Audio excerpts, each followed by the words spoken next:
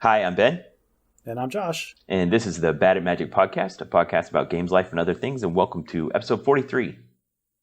So I have something for 43, and it's not something that I had to Google at the last second. Okay, what is it? Okay, so 43 was the number where the heart rate monitor I was hooked up to started going off and setting off an alarm, and then a bunch of nurses came rushing into my hospital ER room to resuscitate me when I was fine. I was just getting comfortable. What the heck are you talking about, man? So many questions. So yeah, I'm turning bad at numbers into our recurring segment, it seems like, bad at staying alive. I'm the one that's bad at staying alive, Josh. What are you talking about, hospital? Okay, so this is a long story. I'll give you the short version. I'll let you pick it apart. I was a couple of times this month when I've been out for my normal run. I'd be running, and then it would feel like my heart just gave one real super hard thump. Like just running normal, everything feels good, and out of nowhere, one of my heartbeats is so hard that it causes pain and hurts me, like through my chest and back. Okay, but that's terrifying. Yeah, it is terrifying, but it was only once, and then everything went back to normal after that. And so, I would stop running and walk for a bit and be like, oh, that was really freaky. And, the first once or twice it happened, I kind of walked for a little bit and then picked back up at a slow jog and finished the run. And then I'd run multiple times after that, other days, ramping up to be just as hard or harder runs. On Monday, it happened again, and it hit so hard this time that, my lungs burned for the night after that, and then I just had, discomfort in my chest throughout the week, to the point where I was having trouble going to sleep at night. And then I was up Friday. I went in to... Okay, hang on. Just hearing you describe this is making the color drain from my face. Because you're just describing it so matter-of-factly, but wow, I'm really alarmed. I'm assuming you were too when this was going on. Okay, if I go for a run and my knee makes a popping sound and it only happens once, I'm like, maybe it was nothing. And I keep running and I forget all about it. But the second or third time it happens, especially if there's pain associated with it, I'm starting to get alarmed. But your heart is not your knee. Yeah, see, I get that. But everything that you ever know about heart disease, shouldn't apply to me. I eat decently healthy. I exercise regularly. I started. What's your family history? None. There isn't any. Okay. All right. So you don't have any of the known risk factors, which doesn't make it a 0% chance that you could have heart disease, but it does decrease the odds. Well, then I did what you do when these things happen, is I went to Google to tell me that I had cancer. But this is the shocking thing. It didn't tell me I had cancer. Really? It told me that, heart palpitations, or just some weird arrhythmia or whatever that's momentary and passing, is pretty normal in a lot of people. And this is what really kicked me, is it said, if you're experiencing it, try to live a more active lifestyle. Get up and go for a walk 5 or 10 minutes a day. And I'm like... So why did you think it applied to you then? This is what I'm saying. None of these articles apply to me. Okay. I was trying to find, during exercise, I'm in good shape. Everything that I've done up to this point seems okay. Why is this happening? But I couldn't get any clear answers. Anyway, on Friday, I was at my desk, and it was, the discomfort was increasing. It was getting to the point where it was starting to be noticeable and bother me while I was trying to work. Just being at rest, not even running. No, I haven't run since Monday. And this didn't exist the week before? Yes. Okay. So I called. I made an appointment with my doctor, and they what do you need the appointment for? Oh, well, I have chest pains, and I had some weird heart thing that happened while I was running the day. Okay, so you should go to urgent care.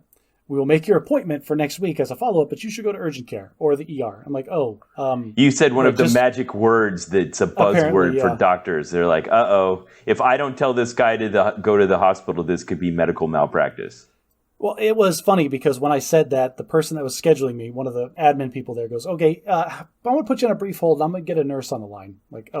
Something's going on. And they told me specifically, you need to go to urgent care or the ER to get some tests run. I'm like, just before the appointment? She goes, no, right now. You just reminded me of a scene from Scrubs where JD's looking at someone's chart and the guy goes, doctor, am I going to be okay? And JD looks off into the distance and you hear the voice in his head go, he's going to die! Well, I'm not dead yet. Yeah. So there's that. I did go to urgent care. This is kind of a funny story. I went to urgent care and they did an EKG and they told me to go to the ER to get more tests. And I go to the ER and I said, I was at urgent care and they sent me here. And they go, urgent care always sends people to the ER on Fridays because they don't want to stay late and they want to go start their work. Like, oh, well, that's good to know. So, and honestly, 3 people at the ER said, yeah, don't waste your time or your money. Just go straight to the ER. Don't go to urgent care. Okay. That's not me saying that. That was medical professionals telling me that. So I can just see your whole, like, did you leave early from work for this? I did, yes. So just like the whole rest of your day from like noon till 8 p.m. was just down the tubes. I did go to urgent care at noon for my lunch break. And then I texted my wife on my way back to work. I was like, hey, they said I should go to the ER to get more tests. I'm going to swing by the office. I'm going to eat my lunch real quick. And then I'm going to go to the ER. And she's like, no, you're going to go to the ER. Fine. So I didn't eat lunch that day. No one pops into the hospital real quick. Yeah. So I was at the ER for the rest of the day. I didn't get home until 7. But they released me. They discharged me. They said I'm not. All of the tests were fine. None of my tests read as somebody that had recently had heart trauma or a heart attack or anything like that. They weren't sure what's causing the persistent discomfort, but they're going to have somebody like a caseworker call me and schedule a follow-up with a cardiologist. That's the worst. I'd rather go to the specialist first, to be quite frank with you, because you skip all these intermediate steps of having everyone tell you, yeah, there's something wrong with you, but we don't know what it is. You should see somebody smarter than me. All right. So you're going to live. They're not super alarmed, but you're not going to feel good until you've talked to a heart specialist. Those were literally the questions I asked when they were telling me all this stuff. I'm like, so I'm going to live through the weekend. They're like, most likely, yes, you're going to live through the weekend. They put me in some super low risk category and told me. You're not wearing like a portable heart monitor or something? No. I don't have a heart monitor. They didn't install a pacemaker. They let me drive myself home. Okay. They didn't even give me any narcotics or anything. So, if nothing else, like I'm still feeling a little discomfort, and it was still like laying down. It kind of hurt a little bit last night. But what was causing me to lose sleep over it was I didn't know what it was. Right. Now I've had medical professionals tell me that they don't know what it is. Most likely fine. No, Ben, you're focusing on the wrong things that were told that were said to me. They said I should be fine. I'm low risk, and so it was easier to sleep at night. Until the scorpion stung. What? Until the scorpion stung me at 1 a.m. and woke me up. Hashtag Arizona problems. So I've had the worst 24 hours like that. Have you ever been stung by a scorpion? No, that sounds terrible. So here's the thing about scorpion stings. It's not like a bee sting or an insect bite where it's just localized pain. Yeah. It's actual venom like a rattlesnake that gets into your body. And so my whole arm was on fire by the time I found it, killed it, and went to bed. And then when I woke up, the venom was traveling through my bloodstream, and so my foot was numb, and part of my face was on fire. So wait. So many questions again. So you've been stung by a scorpion enough times that you knew, even though it happened while you were asleep, what was causing the pain? Oh, yes. I've been stung by a scorpion. That was the second time I've been woken up in my bed. If a scorpion stung me while I was asleep, and I woke up and didn't see the scorpion, and my arm was hurting, I'd be like, why is my arm hurting? So I didn't know the first time. I was woken up by something stinging my leg. And I was like, what is that? And I got up and I flipped the blanket back and I saw the scorpion that time. And so I jumped out of bed and I woke my wife up. She goes, and she was mad because it's the middle of the night. What are you doing? There's a scorpion in the bed. And I have never seen a woman go from dead asleep to fully awake, upright, and standing up on a table faster than that in my whole life. Standing on a table? Nah, that's an exaggeration. She wasn't actually. She did go flying out of the bed, though, and we caught it and killed it. And the same thing happened this time. It stung my arm. I got out of bed. She's like, what are you doing? Like, I got stung by a scorpion. I'm looking for it. And we found it. And then I don't know if you've seen scorpions, but anybody that has seen a scorpion in real life, not behind glass, they're made of nightmares. Yeah. Little things. I think we talked about this before. I went to your house one time and we were sitting around the campfire in your backyard with your parents. And I mentioned just matter-of-factly that I'd never seen a scorpion in real life. And everyone went, what? You haven't? Let's look at one right now. I'm like, how can we look at one right now? How we possibly know where one is? You're like, little known fact, scorpions shine bright purple when you get a black light. Somebody will get a black light. I'm like, why do you have a black light? For finding scorpions, of course. So we walked over to the wood pile, moved a few logs around, and there was like dozens of scorpions in your wood pile. And so, yes, I've seen one in real life. And they're terrifying, aren't they? Yeah, it's horrific. And they go under the black light. So, yeah, now I've got that in my mind, too. So imagine being woken up because you were stung in the arm and it's increasingly getting more and more painful. And you know what it is. And it's dark. And you're wearing like gym shorts and nothing else. Like this is what I'm sleeping. But why would they sting you while you're sleeping? I don't know. Maybe they're just going to try to eat me. Maybe he was double dog dared by his friends. I don't know. They're made out of nightmares and they're jerks. Yeah. And it's always me. It doesn't matter. I got out of bed and I grabbed that blacklight flashlight that sits on my nightstand for situations like this, because it's dark in the room and there's no way you're going to find it, but you click the flashlight on and boom, oh, there it is, right where I was laying. Wow. Okay, well, your wife didn't get stung because she's staying on the table. Have they ever stung the kids? They have not, and I'm really glad that they haven't stung the kids. Like, they do have a scorpion anti-venom at hospitals, and if one of my kids got stung, I would take them to go get the anti-venom. But you've reached the desensitization point where you don't feel that's necessary. So the first time I was stung by a scorpion, and part of my face, I must have gotten a lot more venom the first time, because like it was traveling through my system all day at work that day, and throughout the day, like part of my fingers would start to tingle, my face would go. You're talking about partially. Today? No. This was the first time I got stung, not today. Oh. But that time I was scared enough to call poison control and be like, what do I do? Am I like, I don't want to be like that guy that's freaking out over a bee sting, but am I going to die? And they're like, no, you're fine. Suck it up. You could go to the hospital and get the antivenom if you really need it, tough guy. I'm like, okay, fine. Message received. Wow. Okay, so you got stung by a scorpion in your bed, and you spent the evening at the hospital getting an EKG. Holy crap! You're bad at staying alive this week. Oh, not just an EKG. They had to take blood. And Ben, I don't know if I've expressed my hatred for needles on this podcast, but I hate needles. I get lightheaded when I see them. I don't like getting shots. Yeah, so you didn't pass out when you got an IV? I didn't know I was getting an IV. She's like, all right, we're going to take some blood. Like, okay. And I turned away and I was facing the other wall. And she's like, oh, you're not a needles guy? No, I am not. And usually the technicians are so good about this, because she engaged me in conversation, was talking about all the right things to like kind of just try to distract me from the fact that she's shoving steel into like the most precious parts of my body. And then what I didn't realize, like, okay, we're all done. I'm like, okay, great. And I look back and she had taped the IV into my elbow, not hooked up to anything, but still left it there just in case for later. And then I got really lightheaded and woozy. You're like, oh no. There is steel still in me. Yeah, I just didn't move that arm for the rest of the night. Just kept it like straight out and away from me while I was watching TV. But why? Oh, they took the blood sample. They didn't know if they were going to have to take more blood later. And then at some point they ordered fluids for me for some reason. I think that they ordered fluids because when the doctor was listening to my heart through the stethoscope, they heard my stomach growl like really loud. They're not telling you something, Josh. Maybe they were. Well, and like I said, my heart rate, I started getting comfy and my heart rate started dropping below their threshold for alarms or whatever.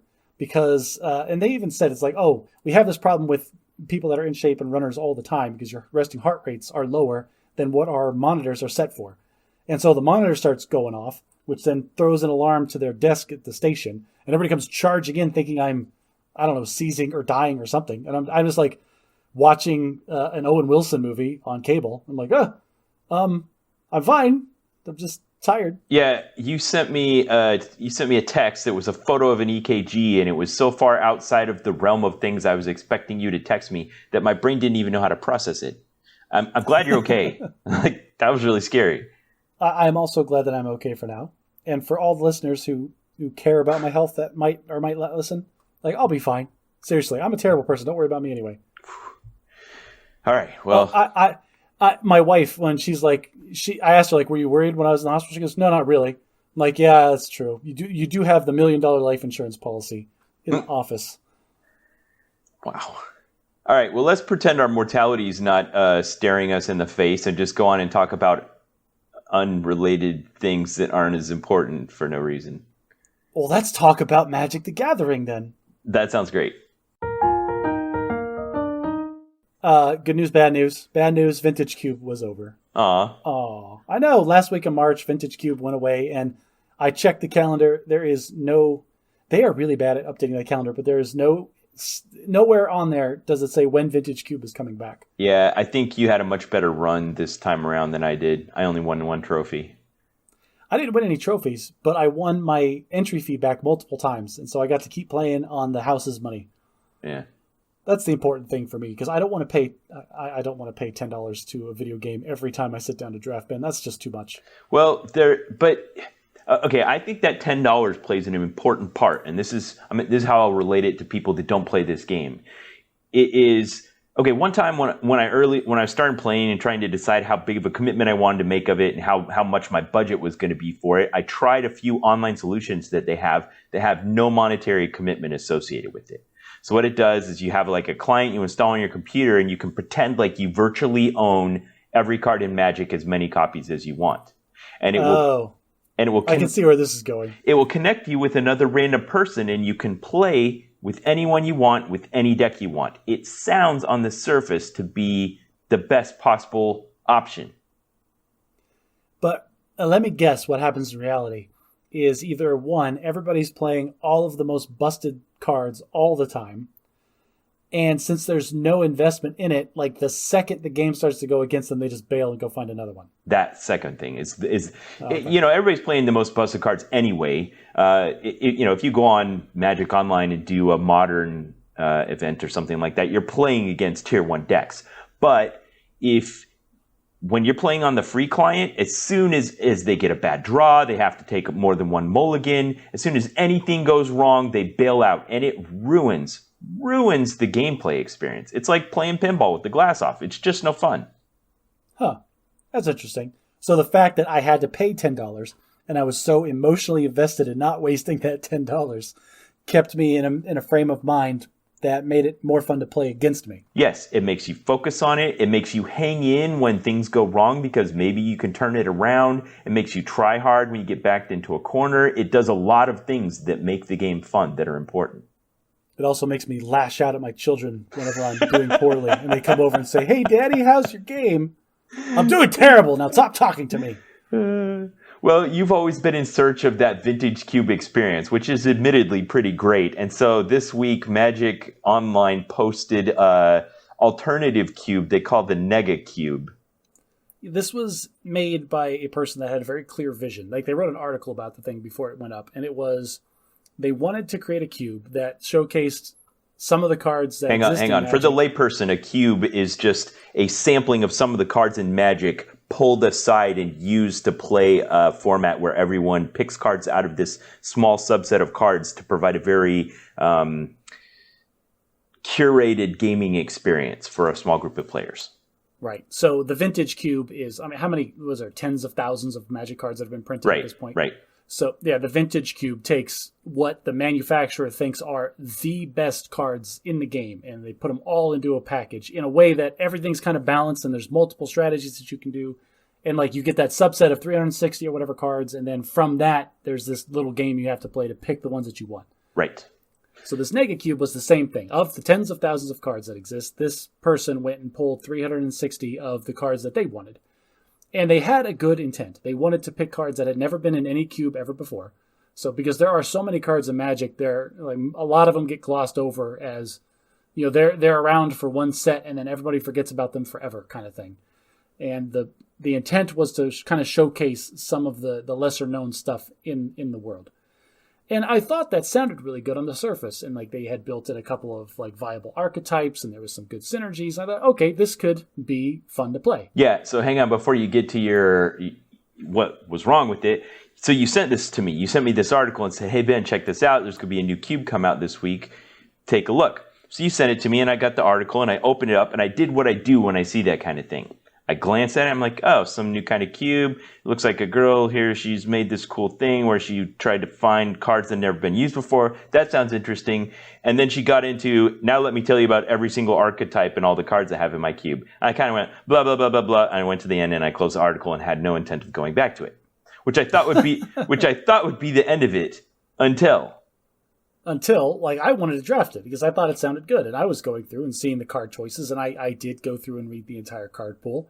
And I was like, okay, I see what's going on here. I thought I had a good idea of what was in it and how fast it was going to be. I'm like, let's draft this cube, Ben, you and me. Let's have fun with it. And I had a miserable experience with this cube, almost without fail. Like I put $20 into the client, and that's enough to pay for 2 drafts. And the first draft I played, I won 1 match, which got me enough points combined with the points I had left over from Vintage to do another draft. And then I lost that one 0-3, so I had no points. And then I drafted one last time with the $10 I had, and I thought I had a decent deck, and I got stomped so hard, so fast that my money was just gone. So you went 0-3 the third time as well? Yes, I did. Okay. All right. So it's hard for me to say what happened without sounding like I'm rubbing it in, so I'm not even going to try to hide it. So when you sent me this article and you're like, hey, let's both draft this, and we had some free time and we got on Skype together and like watched I think you watched me do a draft. And right before that, you're like, well, did you read the article? I'm like, I browsed it. You're like, how can you do this without having read the article? And it was a replay of something that we've talked about on the show. So I want to talk about how real life compares to magic and why this is a kind of a source of stress in my life sometimes. You and I both went to the Cube with the intent of playing Magic and having fun, but obviously we're different people and we have different things we get out of life. And so we have something different we're going to get out of experiencing the same curated portion of the game. And for me, the experience I have is going to this with enough knowledge to be able to play it without having read all the article, read all the cards, read all the archetypes, but just being surprised by the new cards that are coming up that are ones I haven't seen before or haven't seen in a long time. And then using my skills and knowledge that I bring with me to the game to do something that's surprising and interesting and unique and new. And so that was my intent. But you were like, well, how can you possibly do this without knowing everything about it in advance? You have to do the research, Ben. You got to do the legwork. Like, if you're going to commit to something, you should understand and research and know what you're getting yourself into. And I was flabbergasted that you were deliberately avoiding information about something that you were going to sink time, effort, and money into. Yeah, so I drafted a deck with you heckling me. You maybe influenced my picks a little bit, but for the most part, I just picked the cards that I wanted and thought I was good. And once I felt like I was starting to get an archetype, I picked the cards that supported that archetype and built the deck. And I went 3-0 and got a trophy. Now, I would like to point out, what archetype did you draft? Do you remember? It was kind of a deck that utilizes red and black creatures that get value out of sacrificing the creatures you control. Yes. And do what I discovered, Ben. Every single game I played after I watched you was against either a black-red or black-green or black-red-green sacrifice deck. And they stomped you. And they stomped me every time. Like, far and away, it was hands down the best archetype possible in the cube. Okay, so am I just that, like, stereotypical lucky guy that bumbles into the best strategy? Or no, I don't think so. I think so I introduced you to Magic. At the time, I was a devout blue player, and I raised you to be a good blue player. But like many parents, I'm disappointed in the choices that you've made. And now you're a hardcore, spiky, red aggro player. And so we evaluate cards differently. Like the number of times we've drafted together, and I just like shake my head at your choices, and you do the same thing to me, and we both end up with decent decks, and we do well with them because we have such different play styles. Yeah, your play style is much more, I'm going to sacrifice all my stuff and get all this value. And mine is much more, I'm going to try to sit over here and control the game, and that just wasn't viable. So the point I want to make about how this is like real life is I think there's a place in every organization for a guy who takes your approach and a guy who takes my approach. But sometimes, like when I come to a new job and the person I'm replacing is training me, and they want me to take the read everything in advance and know everything approach, and I want to take the discover by doing approach, they aren't content to just go, oh, I see that you're different than me and you've been successful up to this point, so that must work for you. They kind of take the approach you kind of want to take and say, no, not doing it my way is doing it wrong.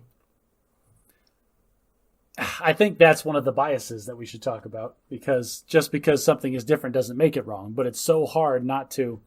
Like, doing the things that you do, I always seem to get punished. And so it's been reinforced in my mind through life experience that I should do due diligence and research into things before I make my decisions. And obviously that, like, it was reinforced, or whatever you want to say. Like, my developmental path took me to that conclusion. And so when I see somebody doing something different, I don't see, oh, he must have had a different experience. All I see is all of the pathways in my brain saying, that's wrong, that's going to cause problems, that's going to cause pain, because that's how my brain has been built to work. Yeah. I mean, there's the old metaphor of taking off your eyeglasses and handing them to another person. Like, these help me see better, here you go. That's a metaphor? Is that something people actually do? I mean, the idea is, of course, they won't necessarily work for the other person. They might happen to, but maybe they have a different prescription than you and need a different way of doing, to see better. This is a tangent, but just based on genetics, I think there's not going to be any perfect eyesight in the human race after a couple more generations. Yeah. I think that too, as we were talking about how our ability to innovate and natural selection is no longer filtering out bad genetic traits. It's not filtering out eyesight like it would have back in the prehistoric era. Yeah. Well, I'd have been eaten by like a sloth at this point. There's one other magic thing I wanted to talk about, and that is there is a new set coming out. Right now we're in the phase of, so about 4 times a year, Magic the Gathering releases some kind of brand new content, usually a set of somewhere in the neighborhood of 250 cards. And right now we're in what's called spoiler season, which is the old set's a bit stale. People have played with it. They know what it's all about. And now the new set's about to come out. It hasn't yet, but they're teasing out new cards and leaking them out a little bit of time to get people excited about it. And Josh, I got to be honest, I haven't been this excited about a new set in a long time. We talked about this in an early episode of the podcast. You're one of those old hats that doesn't really get pumped up for the new sets coming out. Well, I did this time. You did, and I think it's because it's a blatant, I don't even think they're trying to hide it. They're doing Harry Potter in Magic the Gathering. Yes, but not without the rights. But yeah, so they did it for college instead of for primary school. Yeah, this is the set is called Strixhaven, and the story and the lore behind it is that this is the premier magical college in the multiverse. Of all possible realms, known and unknown, this is where you go if you want to learn how to do the good magic. Right. This is the Oxford of magic universities. Oh, yeah. Suck it, Brown. All right. Well, so the exciting thing about this is that Magic's lore and mechanics already really lend to this idea, even though J.K. Rowling probably wasn't influenced by Magic the Gathering, of having houses that kind of correspond to different cultures and personalities. And so in this set, they chose to use the 5 enemy color pairs as the identities for the 5 houses. And you can go online and take a quiz and find out based on your personality and your decisions, just like the sorting hat in Magic the Gathering, sorting hat in the Harry Potter universe, which house you belong to. So you and I both did this. I'll put a link in the show notes if you want to go and find out which Strixhaven college you belong to. It's a fun little personality quiz. Even if you're not a Magic the Gathering player, I recommend you check it out. So what was your college, Josh? So my college was the College of Silverquill. This is the white and black college of leaders and demagogues. These are, so if you're imagining like any cliche teenager movie, these are the cool kids, the popular kids that separate themselves, and they're very cliquey. And they look down on all the other cliques in the high school, and nobody approaches them because they're just a little too good. They're just slightly better than you, Ben. I feel very good about being in Silverquill. Nice. So I took the quiz, and that's the colors black and white, which tend to be associated with order and ambition. Ambition is a good way of putting, screw everybody else, I'm out for me. Yeah. So I tested, and I got the College of Lorehold, which is traditionally the red-white color pair known as Boros. And those are the ideals of order and chaos, which is interesting kind of habit. I'm going to correct you a bit here. In this context, red is associated more with freedom. Okay, order and freedom, which is an interesting combination, and I think really goes well for me. I like the idea of doing things by a pattern, but also doing something exciting. Yeah, and the whole story behind them is they are archaeologists, and they learn by going out into the wilderness and discovering new things. So if any of this sounds like it appeals to you and you've been thinking about trying Magic Gathering, or if you just want to go for a second and check it out, I'll put a link in the show notes so you can go to their site, take the quiz, find out which college you're in, maybe watch the promotional video, and maybe think about checking the game out. My son was watching like some of the preview content and things that they put up on the site with me as I'm watching like the little cartoons and the spoiler commercials and all the stuff that they're putting up. And he was interested. He's like, what is this? Like, oh, this is the new set that's coming out for Magic. Like, oh, what is it about? I'm telling him like what the backstory and stuff is. And I was like, you know what? Sit down, take the quiz. And so he took the quiz too. And I asked him the questions and went through it. And he ended up with Quandrix, the school. That's the blue-green school that their motto is math is magic. And so they're like random intellectual weirdness going on. That's cool. Anyway, but this made me realize that I took a hard look at him. I'm thinking in my head, how old are you? Can you do math? You can kind of read now. And then I asked you, like, how old was your oldest son when you first introduced him to magic? And you said it was a little bit younger than my son is now. What's funny is you said, I asked you, like, when did Michael start playing magic? And you said, what, 7 or 6 or 7? Yeah, like 8. Yeah, and you said that, and my son heard you. My son looks at me and he goes, I'm 9. like I wasn't going to put it together. Like, you just got to make sure that that message got for to you, Dad. Yeah, exactly. So this might be the first time that I get a couple of the starter decks and hand him the blue-green one. Ooh. I'll take the black-white one, and maybe we'll see if he can play this game. I love this as a little rite of passage for you, my friend. That's great. I hope you have a good experience. Oh, I'll have a great experience stomping him into the dirt, game after game after game. Nope. Sorry, son, that's not how the stack works. Yeah. So I think it was the same night you stepped away from the computer for a second, and your kids, I think you probably recognize this is an unusual characteristic for children, but they don't shy away from me. They're familiar with me kind of being around and seeing me every couple of years or so, that they think of me as a friend. So you stepped away from the computer, and he came up to the screen and was talking to me about what was going on. And so in trying to engage with in a conversation with Carter, I said, so Carter, which Harry Potter house do you belong to? And he didn't know what I was talking about. Okay, so we introduced Carter to Harry Potter a couple of years ago, and he is super freaked out by Harry Potter because watching them with our kids for the first time, I realized, these movies are super dark. Yeah. Like, the first one is about 6-year-olds facing down moving statues that are trying to kill them. And a grown man trying to murder a baby. Yeah, like, there's a lot of very dark elements to this. Yeah. Okay. Yeah, anyway, he was almost antagonistic to the idea. So I figured maybe he's just not around to it yet. I don't know, maybe he won't be. We'll address it later on. Like, my son is very much like me. He has a very strong imagination, and he loves these stories, and he gets really sucked into the media that he consumes, which means he also has a problem with nightmares. And, like, I had a problem with nightmares, like, through college. I remember the first time I had to sleep in a room by myself was essentially in college, the second semester, senior year, and there were some nights where I was in there like, I wish I had a roommate. Yeah, but that's no joke, man. A year ago, you know what happened at the academy a year ago, right? No, what happened a year ago at the academy? A year ago, when COVID-19 kicked off, they sent all the freshmen, sophomores, and juniors home, and they locked all the seniors in the remaining rooms, one to a room. Oh, and wow. they'd been in there for about a month, and 2 of them committed suicide. Yeah, I can see that happening. They were just like sending MREs under the doors or something, and they just locked them in there. And after 2 killed themselves, they finally had to realize that wasn't the right approach. Yeah, they might be preventing the spread of COVID, but they weren't preserving their lives. So if anybody didn't get from the talk we had about the Air Force Academy, it's very stressful, and the people that go there are on edge. I would have had nightmares, definitely. Yeah. Yeah. All right, it's time for Bad at Logic. Is it now? All right, yes. Let's do it.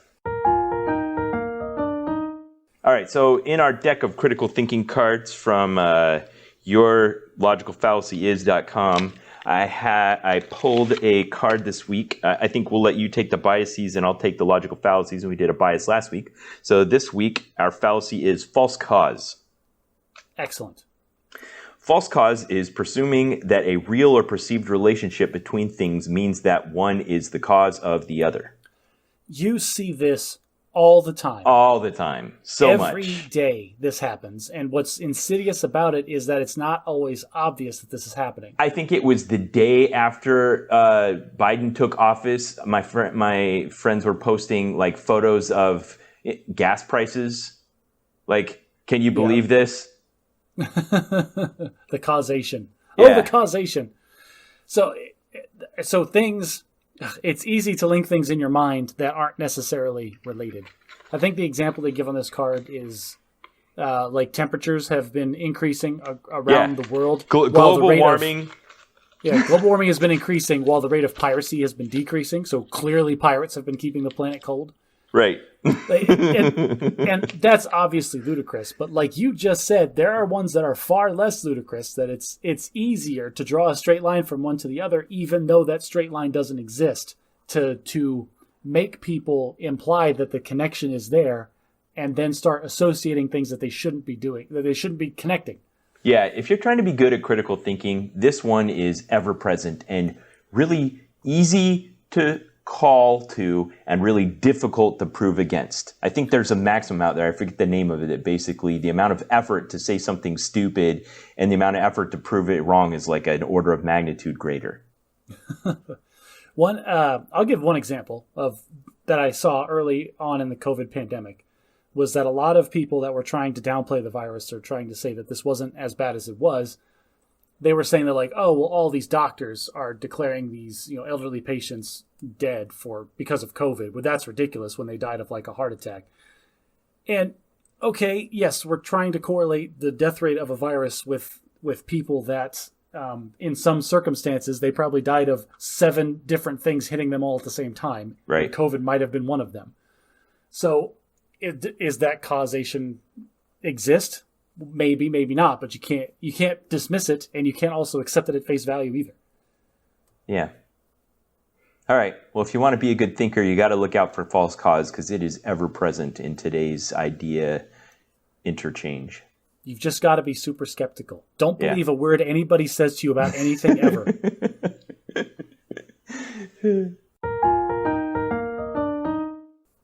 I had a bad at husbanding moment this week, Josh. Oh, tell me about it. So my wife called me on the phone and she did something that was a verbal signal to me that I needed to be on guard not to be a bad husband. Okay. She said to me, well, this thing happened and I didn't want to tell you about it because if I told you about it, I knew you would aggravate me about it. And so I didn't tell you about it. And my alarm's going off going, alert, alert, alert. Whatever the next thing she says is, I have to not do whatever my initial reaction would have been. Yeah, all right, folks, we're in murky waters here. Let's take our time, really think about this stuff. You know the movie Minority Report with Tom Cruise? Yes. You know how he gets the red ball because he kills some guy named Leo Croat? He's like, Leo Croat, I don't even know who that is. Why on earth would I kill him? Right. So he's primed the same way I was. Like, well, okay, maybe at some point in the next 24 hours I'm going to meet Leo Croat, but I'm not going to kill him. So in your mind, you're thinking like, okay, well, whatever she says next, I'm not going to freak out about. Maybe I would have before, but I'm primed. I understand. I'm ready for it. Yes. So I'm doing that in my head. And then she says the thing. And she was so right. That she just knew her Ben simulator just pegged you. Yeah. She says, well, the license plate for the new car came, but I haven't really had the time to put it on the car yet.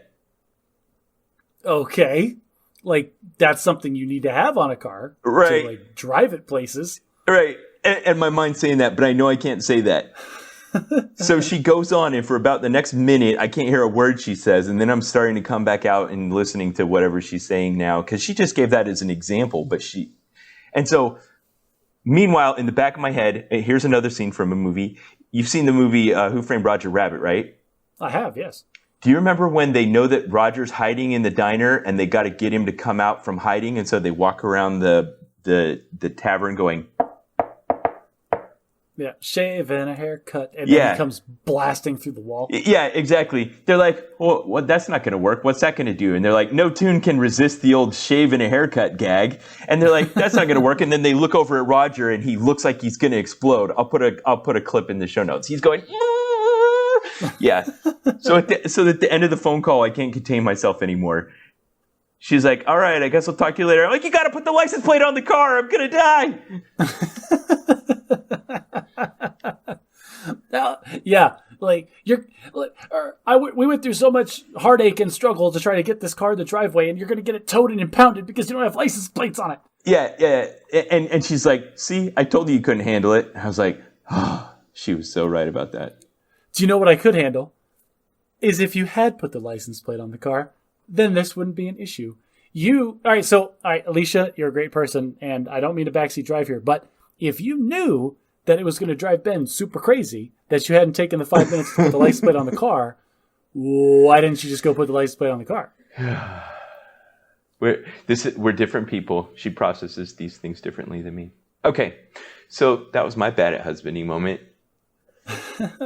So I have a bad at husbanding moment. I'm recording currently from our casita. And a casita, for people who don't live in the Southwest, is a room of your house that is not physically separated. It's still physically attached to the house, but you have to go outside and then through another door to get into it. Okay. So this is like its own separate little apartment. It's a full bedroom. It has a full bathroom attached. And like we could rent this out as an Airbnb and we would never see the people that were in here, kind of thing. Got it. So this is where I record the podcast. This is where I used to be set. My computer and everything was set up before COVID hit, and I had to work from home full time. And I made the decision, like, I can't work out here by myself every day. I'll go insane. And that's when I moved my primary setup in the kitchen. And it's just getting more and more permanent by the day. That's where I live now. Okay. But this was still my man cave. Like, I still have, like, okay, I have a Klingon batleth that I made out of sheet steel. Yes, wrapped with awesome. leather. I have that hanging on the wall here. I have multiple comic book pictures. I have no fewer than 3 posters of Shepard from Mass Effect. Listeners, I want you to go on the subreddit and tell me if you're surprised that Josh owns a Klingon batleth that he created himself. And it's hanging, displayed prominently on the wall right in front of me. This bookshelf is covered floor to ceiling in comic book nerd stuff and role-playing games and just all the nerd things. I have a foam core pirate ship that I made from scratch for a D&D campaign once, sitting over there. Awesome. There's a poster behind me that has every Marvel character on it. Yeah. Like, everyone like jammed into a group photo. You're such a creator. You need a place for all this stuff to live, but it's not coherent enough to kind of stay in the house in the living space. Oh, no. This is not something that Nicole's going to allow in her house. Right. The super nerdy. Some of the nerdy stuff is working its way in there. Like, she is open to the idea of displaying all of our Halloween weapons that we've built over the years and accumulated on a wall somewhere. Our family solution for that is Alicia has this giant plastic tote that all of the Halloween costumes she's made go into. And then anytime the kids want to like play dress up or have a school dress up day, they just pull out the box and grab the costume. That makes sense. But we have costumes hanging and in a tote and in a pile somewhere. But I'm talking specifically about the weapons because every year I always seem to be making some kind of giant weapons that are cool. Yeah. This year it was blasters from The Mandalorian. The year before it was giant swords from an anime cartoon. Yes, the year before that, I made a giant warhammer, an actual working bow and arrow. Oh yeah, it was a warhammer with like a 6-foot long handle, huh? Yeah, that's still in my garage. It's pretty okay. Awesome.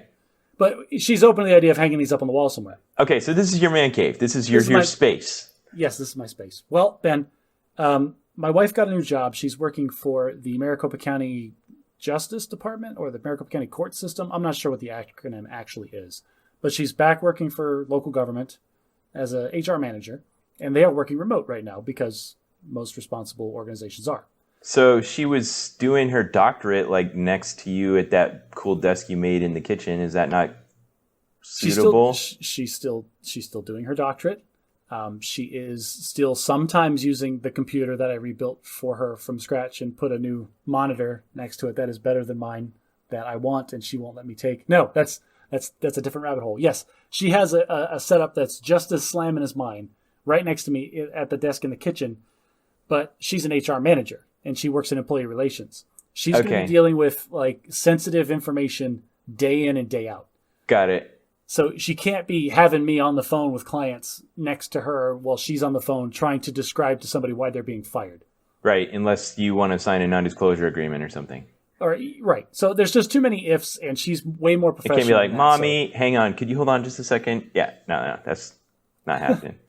So anyway, she said that, hey, I need to get set up out in the office. I'm like, okay, great, no problem. I mean, the setup was all here. I had monitors that were sitting out here. I've had a keyboard and mouse that sit out here for the podcasting setup. Yeah, just go nuts. And then a couple days later, stuff started showing up from Amazon. So there was like, first it was like a handful of scented candles. I'm like, oh, what are those for? Oh, I'm just going to put them in the office. Oh, okay, no problem. And then like some fancy shelves showed up, like some of those weird like cubey shelves that like fit together in like a weird origami pattern. Like, oh, what are these? Oh, I'm just going to put some stuff up. Like, oh, okay, that's fine. It's like, hey, those monitors that you have on your desk, yeah, those are pretty sweet, right? Yeah, they're too big. I'm going to need you to swap those out with the smaller ones that we have in storage. Like, well, okay, I guess I can do that. Too big? Wait, Monitors are too big? That caught me off guard. All right, so the two monitors that I did have on this table, one was the monitor that my parents bought me when I first went to college. It was a 26-inch LCD Samsung that was purchased in 2001. Oh. Then the thing weighs 60 pounds. Okay. And it's like, it's a classic. So it's not high resolution. It was just big. Yeah, it was just really big and thick and stuck out really far on the desk. And then the other one was a refurbished Samsung TV that I had purchased that had HDMI input for some reason, like years and years ago. And so like it was atrocious. Like the bezels were like 4 inches thick, but it was like 36 inches or something. So it was really big and also stuck out really far. Okay. So she needed a functional workspace, not I just need big screens workspace. Got it. Okay. But I came out here on her first day of when she was working, and the first thing I noticed when I opened the door was the girly smell, just like the citrusy orchard like stuff hit me in the face. Like, oh, why does it smell so girly in here? She's like, oh, that's my scented candle. Isn't it so nice? I'm like, no. And then I came over to the desk and realized, where are all my posters? Like right where I'm pointing to my right, I had like the coolest poster of Scarlett Johansson in her Black Widow skin-tight leather jumpsuit.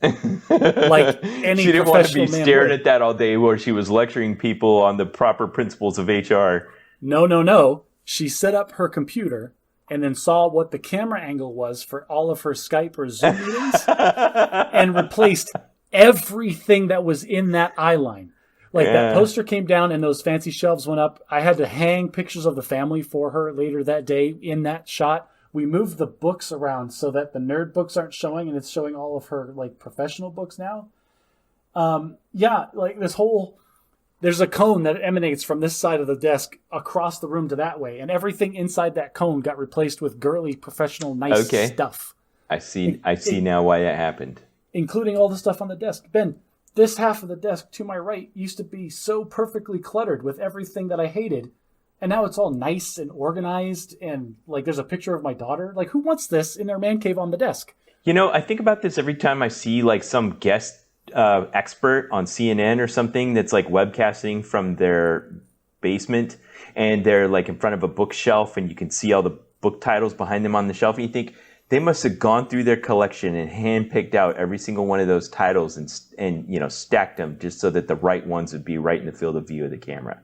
I heard it said before that people don't like to read. People like to be perceived as a person who reads, which is why we have bookshelves with books that we don't read. If it were possible, my wife is kind of on the scale of what your wife is doing so far that she wrapped around all the way around the end back to the beginning again. You know what Alicia does for work now, don't you? I don't think I do. I thought she was still doing the sign language interpretation. Yes, she's an American Sign Language interpreter.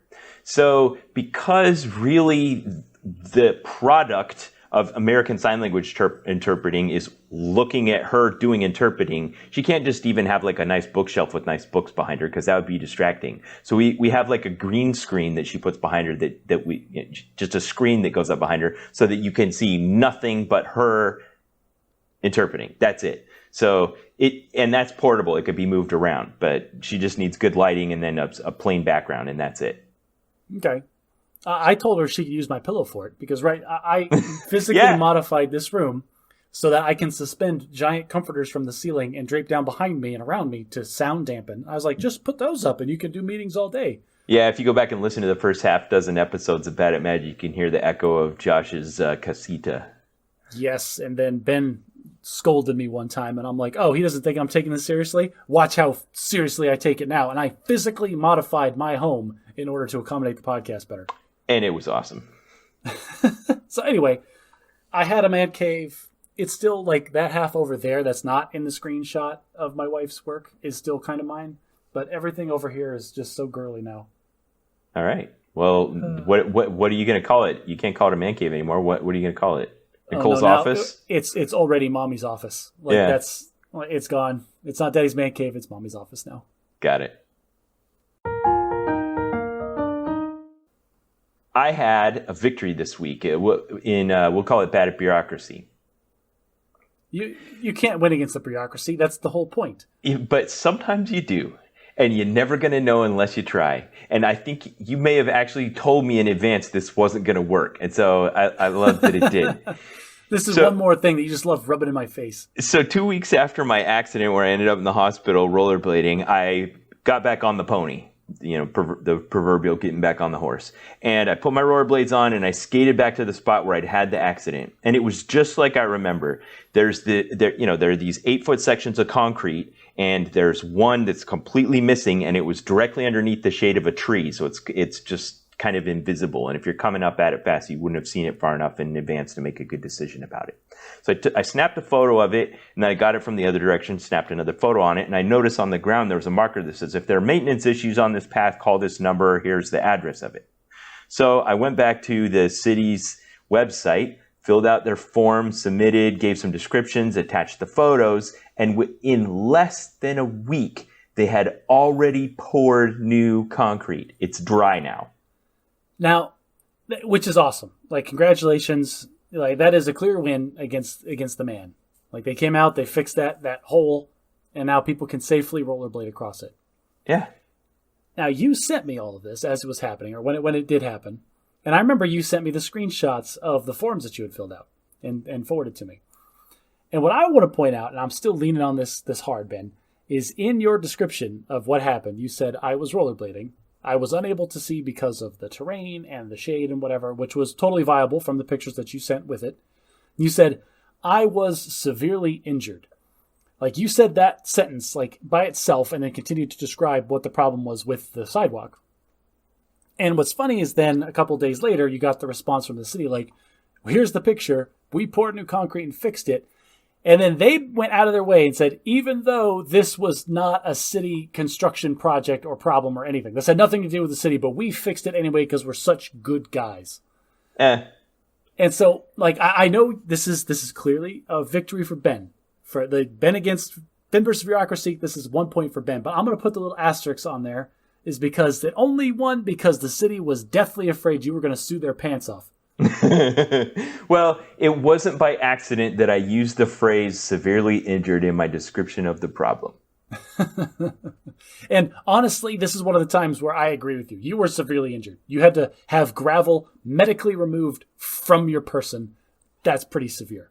Yeah. So, hooray for that one. I'll put a link in the show notes if you want to go see the little interaction with me in the city. Now, listeners, you will not find a podcast with more riveting show notes than the ones that we put in, where you can go and see the trouble ticket that we submitted to a city in Florida to fix a sidewalk. This is quality content, and I hope you all appreciate it. Well, I had a Ben versus Bureaucracy fail this week because sometimes, if you're following the process, it works. And sometimes you follow the process and it doesn't work. And it's usually when there's little tiny deviations. So I had a culture clash with the Army this week. In the branch where I work, there's 3 people. There's a branch chief and 2 action officers. The action officers are rotational and the branch chief is permanent party. And what that means is he's assigned to this base. He lives here with his family and he stays here all the time and he's going to be here for 3 years. Me and my compatriot, we're only here for 6 months. We're just here to learn the job real fast, do it for 6 months, and get out and get replaced by somebody else that's doing the same. We're the same rank, which means he's not really my boss, but since he has more of a stake in what's going on and a better view of the long-term process, he's going to be around. So he's kind of the one in charge of what all 3 of us are doing. Okay, so you're all peers, but the permanent party guy kind of has the say because he's vested. Right. Okay. So we submitted some paperwork to the Pentagon this week requesting something I can't talk about.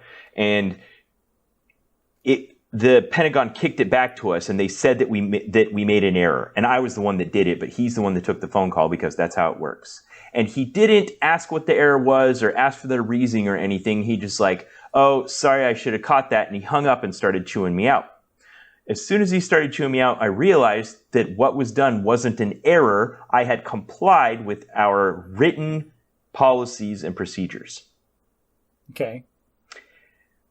But he's in the Army, and he interpreted my reluctance to go along with what he was telling me to do as insubordination. That's how the Army operates, yes. They do not listen to reason. It is charge the hill and shut your mouth. Right, exactly. And that's exactly what was happening. So we have an Army major telling an Air Force major to jump, and instead of the Air Force major saying, how high, I said, why? Which is what the Air Force trains its officers to do. Yes. In the Air Force, we like to say flexibility is the key to air power. And behind all that is this long, complex history of us getting a divorce from the Army because they weren't flexible. So in 1947, we got official divorce papers signed by Congress that said, Air Force, you can go off and have your own culture and live your own life so that you can be more flexible than the Army wants you to be. And it was a good decision. Hoorah. But when you're in a joint environment where you're purple and you're working with your peers and stuff, there's a lot of friction. And so he lectured me, and I had to eventually just tell myself, it's okay, I'm leaving in 3 weeks, and he's the one that's going to have to deal with this. This situation probably won't come up again. It may not come up again for another 6 months. It's kind of a rare corner case. And I still think he's wrong about it. Okay. But I just have to be like, it doesn't matter, it doesn't matter, it doesn't matter. I don't need to take on the man here. I don't need to fight this battle. I don't need to die on this hill. I can just let it go. Oh, well, I was going to say you would have had good company because I died on that hill when I was deployed with the Army in Afghanistan. What happened to you? My corpse is rotting on that hill. Like the Air Force versus the Army stuff. Yeah. I don't know. I don't want to take over your Ben versus Bureaucracy. No, go ahead. I want to hear your story of your culture clash with the Army. You already mentioned the one about untucking your shirt when you're in your PT uniform. Is that the one? Oh no, this one's way worse. Okay. This was there was a convoy that was leaving the base. They were going to go. They had some unexploded ordnance, and they were going to go secure it and blow it up.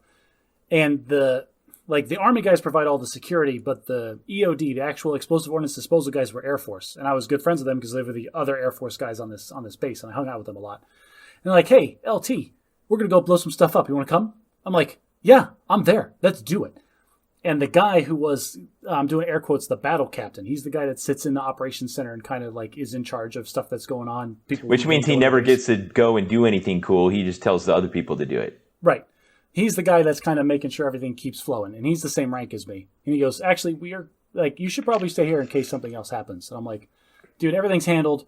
Nothing's going on. I'm going to kick off with these guys. I'll be back. And then like, he looked at me like I was like he was just flabbergasted. And so I got up. And I put my armor. I got my stuff on and I left with the EOD guy. And then I get out of the building and I take like 5 steps and the door slams open behind me. And that guy yells at me at the top of his lungs, "Lieutenant Fleshman, you will not leave this base without my permission." And I turn around and this guy is my peer, the same rank as me. And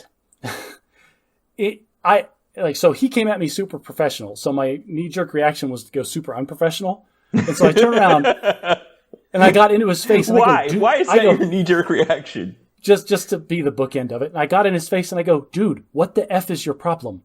Like, you're not the boss of me. We're not in the same service. I'm here supporting you." Like, it just like labeled all the reasons why he wasn't, like, he had absolutely no authority over me to do anything. And then I was like, so too bad. And I turned around and I got on the truck and I did leave the base. I went with the EOD and it was, wow. And nothing came of it because he wasn't my boss.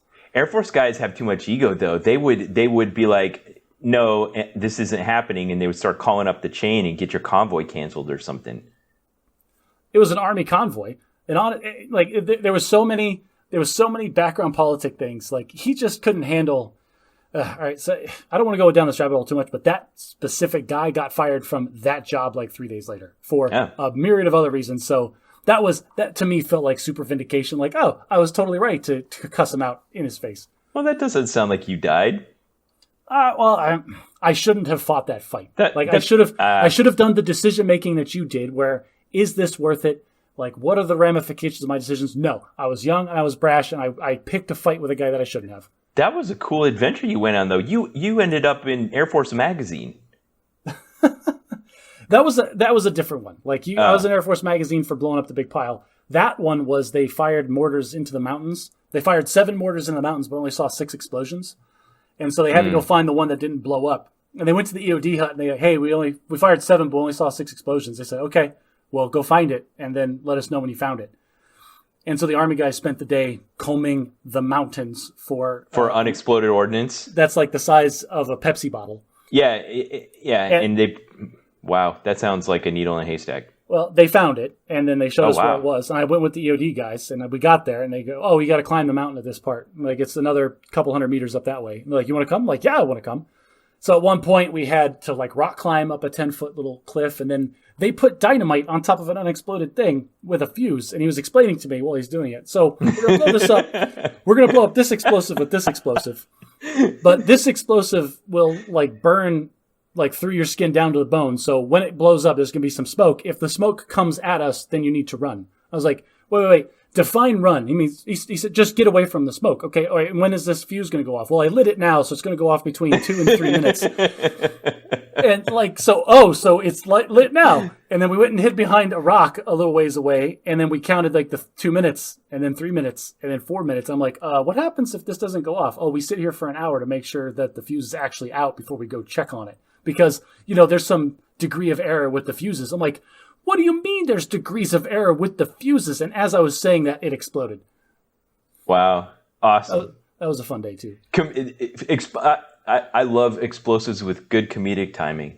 It was good comedic timing. And the smoke did not drift towards us, so I did not have to run.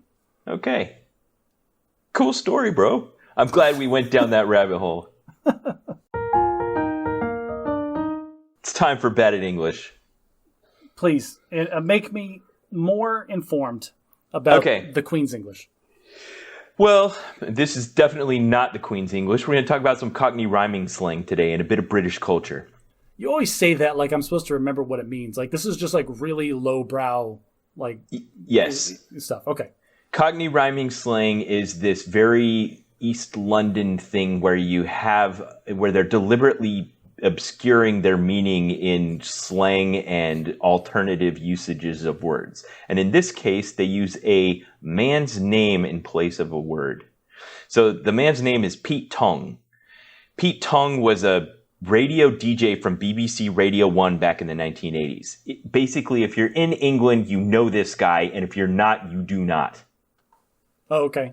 So it's another one of those layer cake of idioms where you have to have like 3 different references straight before you even know what it means. Yes. What I don't understand is why Pete Tong's name became synonymous with the word wrong. And that's what they use it for. And so I was sitting in the office one day and one of our projects had gone wrong and my partner next to me said, "Well, this is all gone a bit Pete Tong." I'm like, "What on earth does that mean?" He's like, "Well, it means wrong." I'm like, "Why does it mean wrong?" And he didn't know. Anyone that uses it wouldn't be able to tell you why Pete Tong means wrong. But in 2004, there was a British-Canadian mockumentary that came out called It's All Gone Pete Tong. And it's about a radio DJ that started to go deaf. There's too many layers. Like you could have just said because it rhymes with wrong and everybody would have gone with that. Yeah, it rhymes with wrong. So this week I was flipping through the channels and I came across the movie Shaun of the Dead. Have you ever seen it? I have seen Shaun of the Dead. It is a classic comedy that also pays homage to classic zombie movies. Yes. But they also have layered in this very subtle British culture that if you didn't know, you might miss it. There's a scene when he realizes that a zombie, the kind of zombie outbreak that's like infectious, that is transmitted by biting. And so you get it, and then you become a zombie within a few minutes, and then you want to bite other people, and then you bite them, and they get it too. And so soon the whole town are zombies. So there's zombies banging at his windows, and he realizes he needs to go help people. And the first place he thinks he wants to go is to his mother's house.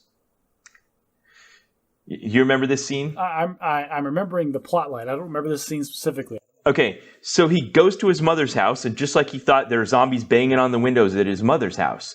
And he says, "Mum, why didn't you call the police?" And you probably don't recall her answer, but her answer was, "Well, I thought about it." And he stops asking her any other questions after that. And the thing that you're missing here about British culture is that means something. For her to say she thought about calling the police, the British idea is that you're always okay. Like, even when things are really bad, you're still okay, and you don't want to, call the police because it would be bothersome. It would be like making a nuisance out of yourself. Yeah, okay, I get that. And so the joke was that there are literal zombie hordes trying to break into your house and eat you, and that isn't worthy of calling the police. Well, just keep calm and carry on, right? Yes, exactly. And I think that this ethic derives back to that World War II era, getting through the German bombing kind of campaign that the whole country went. They invested so deeply in creating a culture it still exists today, and now it's throwaway humor in zombie movies. I've seen that same kind of throwaway humor in some of the Monty Python stuff. I don't know if it was The Meaning of Life or one of those movies where they showed some British guys down in Africa, and one guy had his arm ripped off by a tiger while he was sleeping, and he's like sitting there like, yeah, so I don't know what happened. Must have come in through the night, the bugger or whatever they say. And it was like no big deal. And he's like, oh, it's fine. I'll be fine. It's the same thing with the Black Knight that gets his arms and legs cut off in the classic scene from Monty Python and the Holy Grail. It's only a flesh wound. Yeah, it's no big deal. So later on in the movie, spoiler alert, his mom does get bitten by a zombie, but she hides it, and they eventually find out, and they confront her about it. Like, why didn't you tell us you'd been bitten by the zombie? And she says, well, I know how you are about these kinds of things. Like, what kinds of things, Mom? Getting bit by a zombie and potentially becoming part of a horde? Like this, it's absurd that she would be like, oh, I didn't want to upset you by the fact that I've been bitten by a zombie. Well, that was very considerate of her, honestly. So last week I told you the story, last time we recorded, I told you the story of how I pulled up to the hospital and I got out and pressed the button on the emergency beacon that was in the parking lot. And they kind of answered the phone like, what are you doing calling this number? Those emergency boxes don't exist in hospital parking lots in the UK, probably because no one would ever push the button. I'm surprised people go to the hospital in the UK. Do they have emergency rooms or do they have slight nuisance rooms? So that's a little taste of British culture along with when things go a bit Pete Tong, you don't call 999. Here's a ridiculous rabbit hole and parallel that I just drew while you're talking about this. There are a lot of similarities between a zombie outbreak and the COVID pandemic. Okay, go. So we immediately try to isolate ourselves and lock ourselves away from our loved ones. Being around other people is synonymous with like death. That's basically it. I'm just saying that like a zombie outbreak is very much like this viral outbreak. We're just trying not to get the virus. Instead of being conveyed through bites, it's being conveyed through social gatherings. Yeah, I guess so. That can be a nice satirical film here in a few years once it's gone away. You can't make a satire film while you're still in the middle of something. I think Amazon made a movie about being in lockdown, and every review I've seen of it is that it's horrible. Huh. There's a new Weezer album just came out, and one of the songs on the album, I think he wrote about being in lockdown, and I kind of dig it. I'll put a link in the show notes. Yeah, all the social butterflies are struggling, and people keep calling. Like, my family are all very extroverted people, and they're always calling and asking, like, are you guys okay? Is everybody all right? Like, how are you guys coping? And we're constantly having to reassure them. Not only are we fine, we're kind of enjoying it. Yeah. In my semi-annual church general conference today, they were talking about how everyone's probably looking forward to going back to the way things were before. I thought, I'm kind of like it. No, this is really nice. I enjoy working from home. I like seeing my family, no commute. I bet you guys having potlucks where you have to come and set everything up and put away the chairs. No, it's okay. I'm all right without that. Well, so my boss is a social butterfly, like a hardcore social butterfly, and she's always like, "Oh, we could have everybody over to my house and we can do like a barbecue and hang out." And I'm always over here like, that sounds terrible. I don't want to go. But you have to pretend like you do, but you don't want to pretend so hard that it changes her calculus. Yeah, you've got to do the thing where it's like, oh, that sounds fun, but we don't want to be a burden, and that seems too much. Oof, it feels like you're flirting with the edge there. Why don't we could instead, like, that sounds great. We should all definitely get together for a meal, but that should be at like a third-party location so there's no pressure on anybody. Like, we go to a restaurant or something, because here's the thing, Ben. I don't like going to restaurants with my coworkers either, but I can leave whenever I want. Okay, I got a different one for you. Be like, oh, that sounds nice, but My kids have a lot of food allergies, so if you decide you want to do that, we'll need to talk. Ooh, is that immediately? No, okay, so here's the problem is her kids also have food allergies. She'd be like, oh, let's compare notes. She'd be like super into it, bust out her 3-ring notebook. So I'm imagining this scene from Ferris Bueller's Day Off where he's talking about how to get out of school without also getting sent to the doctor. And he's talking about how you're walking a fine line. You want to alarm your mom, but not so much that she sends you to the doctor, because that's a no-go. This is, the same fine line exists in society with these lies that we have to tell ourselves to keep everything going. Yeah. I used to not have this. You don't want her to think you hate her, but you also don't want her to set up the dinner date. Yes, but a younger version of me would have handled this differently. And I have an example where I did exactly that. I was flying a drone one night, and we were talking, like, it was the night before we were going to go on leave for a week for Thanksgiving or Christmas or Listeners, something. he's talking about an actual military drone with high explosives on it. Okay, go ahead. So we're flying this, barely paying attention to it. We don't even know what the heck is going on. And we're talking about going on vacation the next day. And the guy sitting next to me who's operating the center is like, oh, are you going to Albuquerque to get a flight? Yes. As soon as we get off of work here, I'm going to get in my car. I'm going to drive to Albuquerque. I'm going to get on a flight home. And he goes, oh, I have a flight leaving from Albuquerque a little later on in the morning. Can I get a ride? And I looked at him, and I thought for a second. I went, no. And he goes, no. He's like, I mean, is there a reason? And I told him, I go, well, I don't really know you that well, and I don't want to spend 3 hours in the car with you. And like the third crew member that was in there just was dying laughing. Yeah, where you said what you meant instead of a proxy platitude. Exactly. Yeah, it's like I just no. I don't want to ride in my car for 3 hours with a pseudo stranger. Like that's just not something I ever want to do ever. Yeah, you sound like Sheldon on Big Bang Theory, but yeah. Like because the acceptable thing in society is to be like, you're going to the same place. He's sitting right next to you. Of course, just be a good guy. But you're right about the opportunity cost being pretty high. If it turns out and in the first 30 minutes he's just like a jerk and you don't want to spend any time with him, you're stuck, man.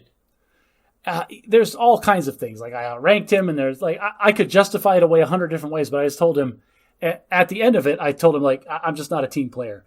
And the third crew member, he started calling up the other crews and like, you will not believe what just happened. Yeah, but that's one of the things I like about you. That's why I've kept you around so long. Oh, yeah, okay. This is true. You have kept me around and not vice versa. Introverts don't have friends. They have extroverts that adopted them. So this reminds me of why I've kind of been kicking the can down the road on asking you about the circumstances surrounding your marriage. So if you don't mind, I think we've teased the listeners long enough, and it's time for me to interview you about marriage. Oh man, like you're really going to have to pick some good questions because there are so many tangents and rabbit holes that tie into this 3-year process that was my marriage. Great. Okay. So let's go way back first. When you were a kid, what did you think marriage would be like as a grown-up? Oh, that is way back. I'm going to put a footnote here, like right as we get started. My wife already told me, like I told her that this was going to be the topic of conversation today. Uh-huh. And then she said to me, okay, just remember everything that you get wrong about this story is going to be one drink that I take. And so I fully expect her to be really blasted by the end of this podcast episode. Okay, go. So as a kid, I'm a boy. I don't think about marriage. It's one of those things that like, yes, someday I will be married and I will have children, but you never think about the process from getting to point A to point B. You always just think about point B. So you didn't imagine yourself at like being married by the time you were a certain age, or how many kids you thought you wanted to have, or anything like that? I mean, I was young enough at that point. Like, I just thought I wanted to be another version of my dad. Like, oh, I'll be married someday, and I'll work hard, and I'll be successful, and I'll have 3 kids. And because that's what you do. But then you get older, and you realize that's not what life is about. And honestly, Ben, I probably hit 13 or 14, and I completely stopped thinking about children and marriage and just started thinking about the girls, and like everything else never entered the equation. Yeah. So when I interviewed you about your experience at the United States Air Force Academy, we kind of talked offhandedly about it, but I want to talk about that now, because the idea about that age and time period, like the college age period of your life and being married, is really at odds with like being at a military service academy and being in the military. So how did joining the Air Force and specifically going to the academy kind of change your calculus about getting married? Well, I was very lonely, lacking female companionship for a majority of the time that I was there because it was an 8-to-1 guy-to-girl ratio. So if you did have a girlfriend, which I did have a girlfriend for a couple of points at the academy. I had one committed girlfriend for an entire year. But it's always in the back of your head, like, there's 7 other dudes that are probably better than you just waiting. Like, it's just like packs of hyenas waiting to pull you off of the meat. That's a really bad analogy I just drew. Did it get serious enough that you had thought about marriage? Oh, yeah. I had put a ring on layaway for this girl. Okay. Which was a problem. But that goes, like, there's all kinds of things wrong with that for lots of reasons that we're not going to talk about. But here's the thing, like they always talk about at the academy, one of the big things to do is you can book the chapel for a shotgun wedding right after graduation. Because while you're at the academy, you are not allowed to be married at all. No dependents. 0 dependents allowed if you're attending the Air Force Academy. Is this a common cultural practice then, that you guys are like a bunch of stretched back rubber bands and the second then everybody ties the knot as soon as you get out? That's the non-cynical way of putting it. The cynical way of putting it is that all of the academy girls want to lock down the guys that they have before the guys realize how much more attractive women exist out in the real world. Wow, that is cynical. Isn't it, though? That said, I'm sure there's many people that met at the academy and got married the day of graduation and are happy to this day. I have yet to meet one, and I've met several that were married on graduation day at the academy that then split up when they realized, you know what? There's better people in the world. All right. So anecdotally, those kinds of marriages don't last. Anecdotally and cynically, and I'm not the person to be asking about stuff like that. Okay. So in an alternate universe, were you one of them? In an alternate universe, yes. I was ready to propose to that girl at the academy. She was fun. I mean, she was a great person, super smart and driven and motivated. It just, it was like every time you have a relationship as a teenager, it's like having a teenage relationship is like having a teenage car. You're going to go way too fast, and you're probably going to wreck it without even realizing. So what was your attitude toward marriage at this point? Like, what did it mean to you when you were putting a ring on layaway? What were you imagining? Not being lonely anymore. Okay. So to you, it was a something you needed to, I don't know what to call it. Some type of ritual or milestone? I'm just going to be super vulnerable for a second, Ben. And I'm an introverted person, which means it's difficult for me to open up and let my feelings out and tell other people, especially the people that are closest to me in my life. But at the same time, I still feel the same separation anxiety and loneliness that people feel all over the world. I'm just much, much worse at fixing my loneliness. So when I find myself in a relationship with somebody that I like and the loneliness is gone, and even if that person is not perfect, all I know is that this emptiness is now filled, even if it's not all the way. And I just want it to stay that way. And so that's okay. I just didn't want to lose that.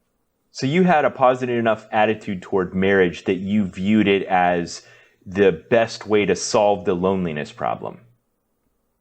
I don't know if I had a healthy view on what marriage was or what it was supposed to be. I don't think anybody does until you've been married for some amount of time. But I was not opposed to it, and I realized that this is a thing. I don't know, the person at the time checked enough of the boxes that I had as a teenager. Yes, I could stay with this forever, ad nauseum, and it should be fine. Okay. So you broke up before you graduated, and then, of course, as happens when everyone leaves the academy, you scatter out to the 4 corners of the earth. Yes, I've never heard from her again, ever. And you ended up in Virginia, which is where you and I met. Yes. So talk about how you and your wife met. So this ties in well with the story from earlier. So, Ben, I was deployed to Afghanistan as a first lieutenant, and I didn't drink a single soda for the entire 6 months I was out there. And I spent 2 hours a day at the gym because there was nothing else to do. And boy, howdy, when I came back, I was ripped. I remember. I was in the best shape of my life. I had low body fat and very muscular. And I was at peak good-looking attractiveness. Uh-huh. And, enter the stage while I was gone, the new HR person for our squadron, the new section commander, enter Nicole Nicole. I'm not going to say her last name. Privacy reasons. Whatever. It was Nicole. And like she was the new girl. Like I had tried to date all of the other girls. And I was into girls. And so but we went, I remember you, me, and the guy George and Nicole, the four of us, we went out to lunch one time. Uh-huh. And you had told me offline that you thought George was sweet on Nicole, which to this day, I think he was. But while we were eating, like Nicole got up to go get a refill on her plate. And I asked George, like straight, I'm like, hey, George, are you going to ask her out? And he like harumphed and like almost dropped his plate and like, just very wishy-washy about it. And I looked him dead in the eye and I said, George, I'm going to go on leave for 2 weeks. I'm going to come back. If you have not asked her out, I am going to. And he's like, oh, well, that's not something. I mean, she's just a whatever. And I'm like, whatever. I'm just letting you know. And I will remember this conversation forever because when Nicole came back, we all, shut up and everybody was super uncomfortable. And she goes, oh, were you guys talking about me? And I looked her dead in the eye and I said, yeah, we were. I remember that moment. I remember that moment. Wow. Okay. So anyway, I left for leave. I came back. Nicole was still there. I saw George. Walking down the hallway. He's like, George, did you ask out Sarah?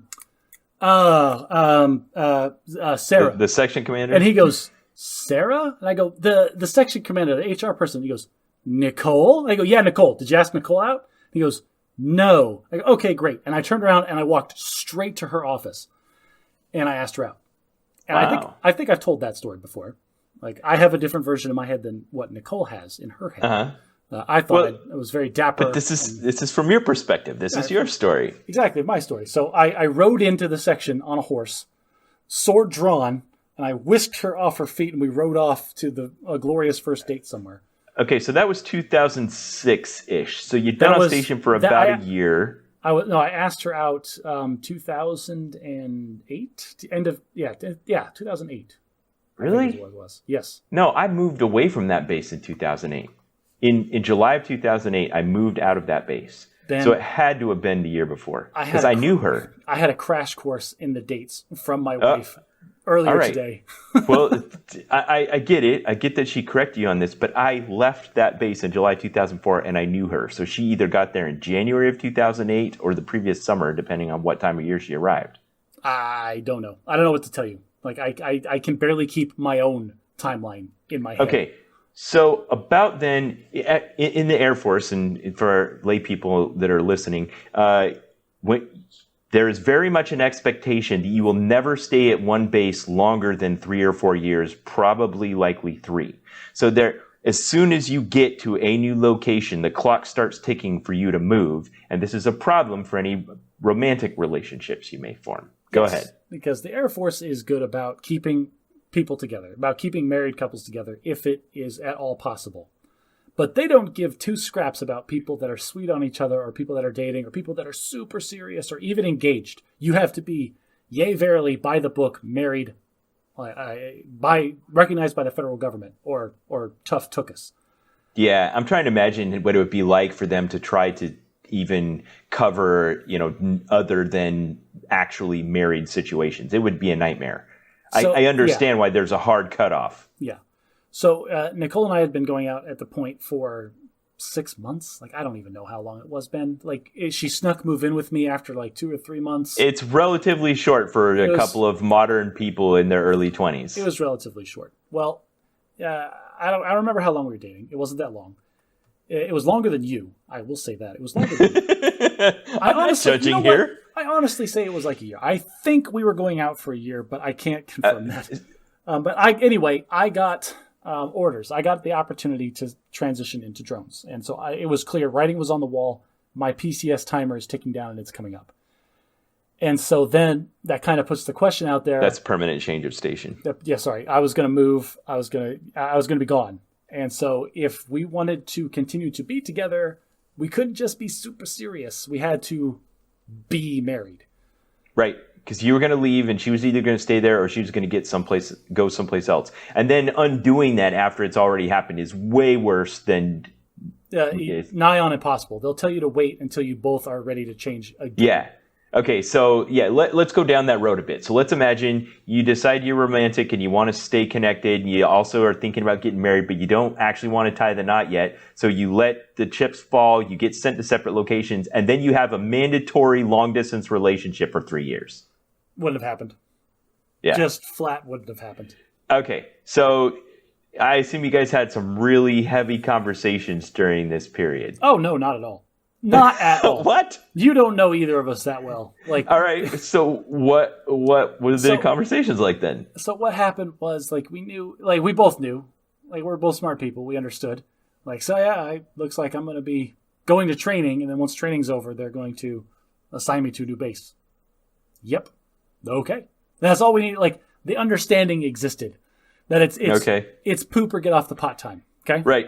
Okay. Now, at this point in our relationship, I had already told her that I loved her. And, like, Ben, I loved Nicole, like, so much. It was scary. Like, it freaked me out pretty good because I'd had my heart broken too many times, Ben. I made myself vulnerable, put myself out there too many times. And I was afraid of the feelings that I felt for Nicole. And I remember I accidentally said that I loved her the first time. It was a complete accident because this is a tangent, but we were helping. A guy asked me to help him move on the same day that he had me go with him to like a Tough Mudder obstacle course type run. So 1 month he asked me if I could help him move on a certain date. I said, sure, no problem. And then another month he asked me, hey, you want to go do this team adventure race with me on this date? I'm like, yeah, sure. It wasn't until the month after that he made me realize that they were the same day. Dope. So I had to run an adventure race. That sounds exhausting. It was exhausting. And this is the worst part, Ben. People, you listen to me right now. Like, there is a specific part in Hades for people that do this. He invited me to his house to help him move. And I got to his house to help him move, and not one thing was packed. That's the worst. He had a stack of broken down boxes and an apartment that was just being lived in right up until that moment. That's the worst. And then him and his girlfriend proceeded to argue and complain at each other the whole time. And so I took liberties, Ben. I built a box, and I would go to a shelf and just do that thing you see on TV where you just take all the crap and sweep it into the box. Like, I don't care. This isn't mine, and this guy should have packed it himself anyway. And then close it up and throw it, like physically throw it into somebody's vehicle that was there to help him that also got roped into this nonsense. Yeah. Why was he moving? He wasn't leaving. No, he wasn't leaving. Just changing apartments? He's changing apartments. Okay. And so we were making a trip from his old apartment to his new apartment. Nicole was there helping him move as well because I don't know why. And my car was full of all of his stuff. And we were driving, and she was complaining the same way that I was complaining about both of them. Like, they didn't even pack any of their stuff. Like, they're in there just complaining and arguing with each other while all these people they invited over are doing all their work, and it's so inconsiderate. And I was laughing so hard. At one point, I just go, I love you. And Ben, it went dead silent in that car for the next, like, until we got to where we were going. And she wasn't ready for you to say that yet, huh? And I wasn't ready. I didn't realize that I was ready to say it either, and we just both pretended it didn't happen until I actually said it to her a couple weeks later. Okay. So anyway, I really liked Nicole, and I knew that I probably wanted her to be in my life forever. And so then and the Air Force is forcing your hand on timing. Now, yes. We've kind of talked about how you just saw it as a way to fill the loneliness hole, and you obviously loved her a great deal. Now, another factor that fits into all this is kind of like the family culture surrounding the social ritual of forming a new marriage. So talk about your family situation and her family situation in relation to your marriage. You're driving me down a specific path. Okay. So at some point, I recognized that I want to marry this girl and I want her to be with me. And then I went out and I got the ring. And that's a whole story in of itself because she swears up and down that she helped pick that ring with me. And I swear up and down that no, she had nothing to do with it. I picked it in a vacuum. Anyway, during this time, she had scheduled for her parents to come out and visit her in Virginia. I'm like, oh, well, that's great. This is going to be the first time that I've ever met my now in-laws, Jay and Kim. And I thought, well, I can hold off until then, and I can do the gentlemanly thing, right? The traditional thing that you do. Right. Ask her father for permission and all that kind of stuff. Exactly.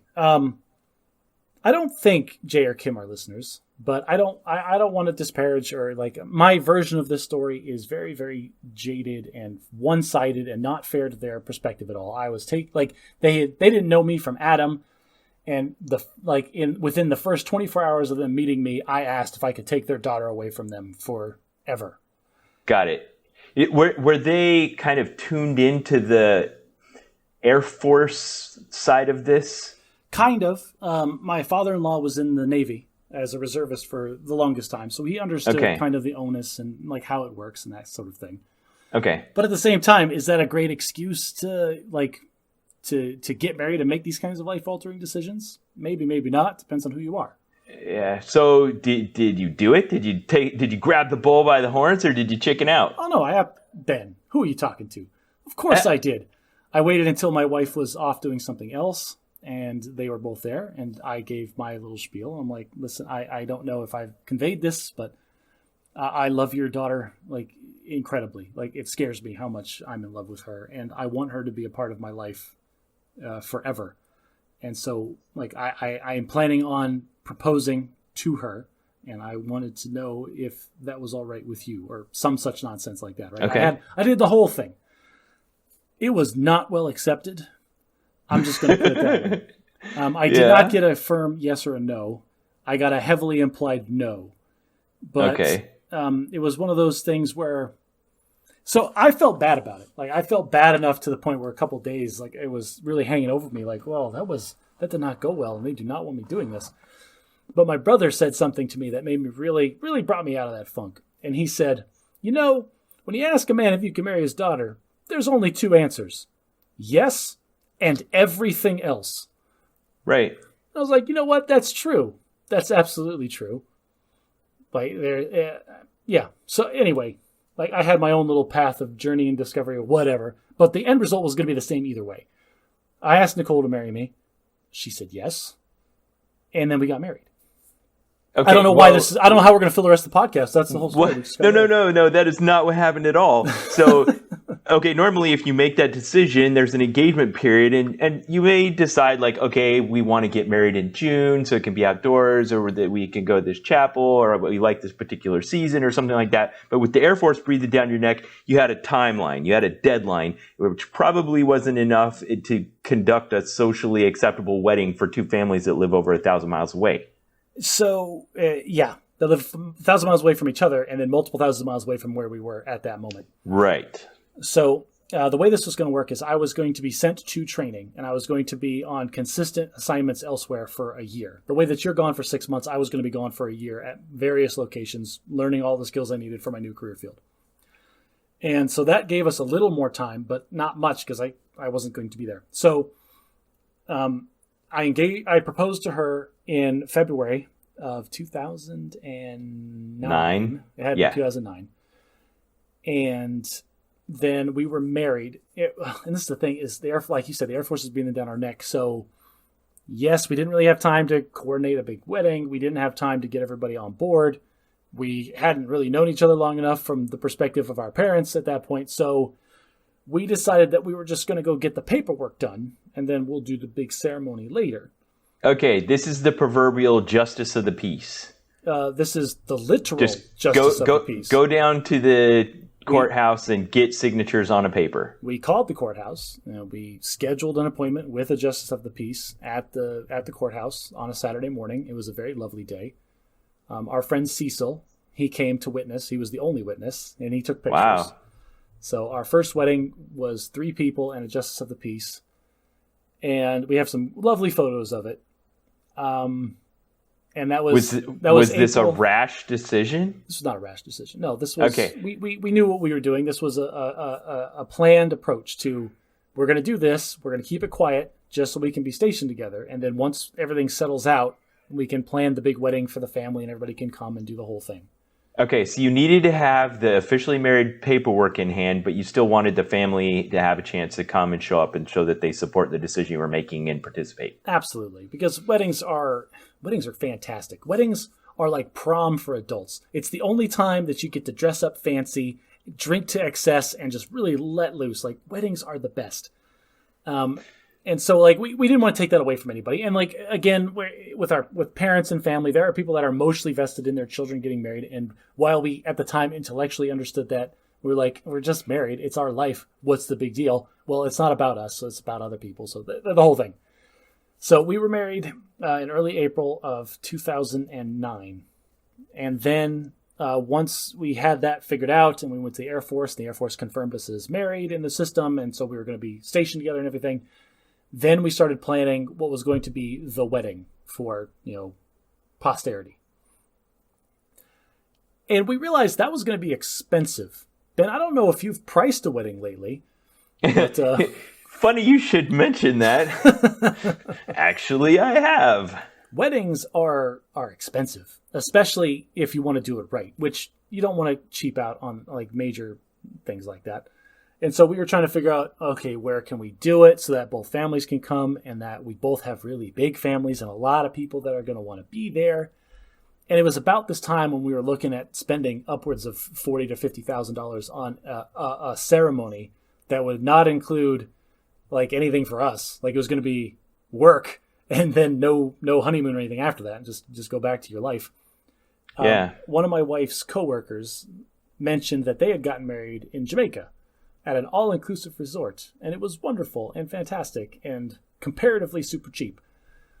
And so we started looking into it as a viable option. Like, oh, well, we could get married in the Bahamas for half of what we're planning on spending in the States, and we get a week in paradise. And so, like, you start doing that math, and here's the thing, Ben. I'm going to offend a lot of people with this, but we both had very large families, and both of us did not want most of them to come. But you have to invite everybody. That's just what you do. No, this is just like you were talking about not wanting to take the 3-hour car ride with the guy. You don't want to look him right in the eye and tell him you don't want to come. So you just say, oh, well, and you come up with a story that will filter him out without actually offending him.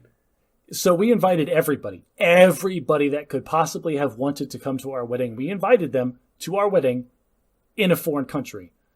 Passports that are included, that's on you. And surprisingly, not many people, like the people that we wanted to be there were there. And that was about it. And it was lovely. And we had a week in paradise. And all right, just for everybody's notion, this was fun. Normally, if you have a group deal at like a hotel, the more people that come into the group, the cheaper it gets for everybody else, right? That's normally how it works. Right. This place was the opposite. The more people that came as a part of our event, the better our accommodations got for no extra charge. So all your guests were subsidizing your accommodations. Yes, they were. Ben, we booked a normal hotel room, and by the time everybody signed on to the wedding, they gave us a private suite with a full-time butler. It was so amazing. Like I could rave about how awesome that experience was for hours. It was he handed me a phone and said, my number, I am speed dial number 1. You don't need any other numbers. You need something, you call me and it gets done. And I swear that guy must have been stalking us because we would leave for 5 minutes to go get a drink and come back and the beds would be turned down and he would be brewing a bubble bath and we never saw him. Like he was some kind of amazing ghost that was just taking care of everything. It was so great. All right, I know this is supposed to be an interview, but I have to interject a little bit here. So when you sent me the invitation to this destination wedding, my initial instinct was, oh, this probably isn't going to work. Like, I don't have a passport. My wife won't be able to make it. But then the other part set in, and that is Josh is really important to me. And this is a big deal. It was a big deal, yeah. This is a big deal that he's getting married and making this decision that's going to affect the rest of his life. I didn't imagine 20 years down the road and we'd still be friends, but I did know that I wanted the kind of relationships in my life where you go to each other's weddings kind of thing. And so I was flattered by the fact that you invited me, and I'm like, I set about it with like, how can I make this happen? So I did the paperwork for my passport and I talked to my wife, and that was a big hurdle because to tell your spouse and mother of your 6 children that you want to go to a tropical island and you want them to stay home alone and take care of the children is kind of a non-starter. That's a tough sell. Yes, you burned a lot of currency with that one. Yeah, so we were living in Colorado at the time, and I tried to find a way to get her to come with me, but it just wasn't shaping up. We just had, she may have been pregnant with our 6th child or whatever. It wasn't looking. Yeah, that's right. Our 6th child she was pregnant with our 6th child at the time. So she was like, you know what, go. She knew you, and she knew that our relationship was important, and she supported me, and I decided to go. And so I ended up being just like free married guy all by himself in the Bahamas for this thing. Now, it's funny because you didn't know some of the things that happened while I was there, because I wanted to be there and support you, but I also knew that this was about you and Nicole, and you weren't really going to be able to spend time with me. So I kind of knew that other than like spend a little bit of time with your brother and your dad who had just met and stuff like that, that there wasn't going to be a lot there for me, as far as I didn't know any of your family. I didn't know any of her family. I was there as your friend. So I get there and they're working out the accommodations. They're like, we don't really have anywhere to put you because you aren't really part of anyone's family, but we're going to room you with the bride's sister. Oh, Stacy, yay! So they had an extra room and they put me in the room with a single girl who was still in college. And I was like, I guess that's okay. Like, we could probably work it out. And so I ended up in the same room as the bride's sister. I love Stacy to death, but you have to get used to her kind of personality. Yeah, there weren't any conflicts or problems, but you never knew that happened, so I thought that was kind of interesting. I think you were just there, and I never really thought about it. Like, I was just so blissfully happy the whole time I was there. Yeah, it was fantastic. We did have fun. There was a couple of times we got to hang out through a couple of days. I remember most of us got pretty drunk and went to a song impersonation contest or something? Yeah, it was a karaoke bar where they were doing like a song impersonation contest. Now your brother-in-law was like a professional vocal performance major or something like that. He has his master's degree in performance and has worked professionally on operas in the past in a singing role. Yeah, so he was really going for it. And I remember he locked horns with this one dude, just this weird-looking, skinny, almost Hollywood-looking dude, and they started going back and forth. And I should have gotten suspicious when, like, for the second or third time in a row, Jason's competitor chose a Bon Jovi song. Yeah. And he got up there and he grabbed the mic and he did like a choreographed dance and he just threw down. And I thought, man, that could be John Bon Jovi himself. He's so good at this.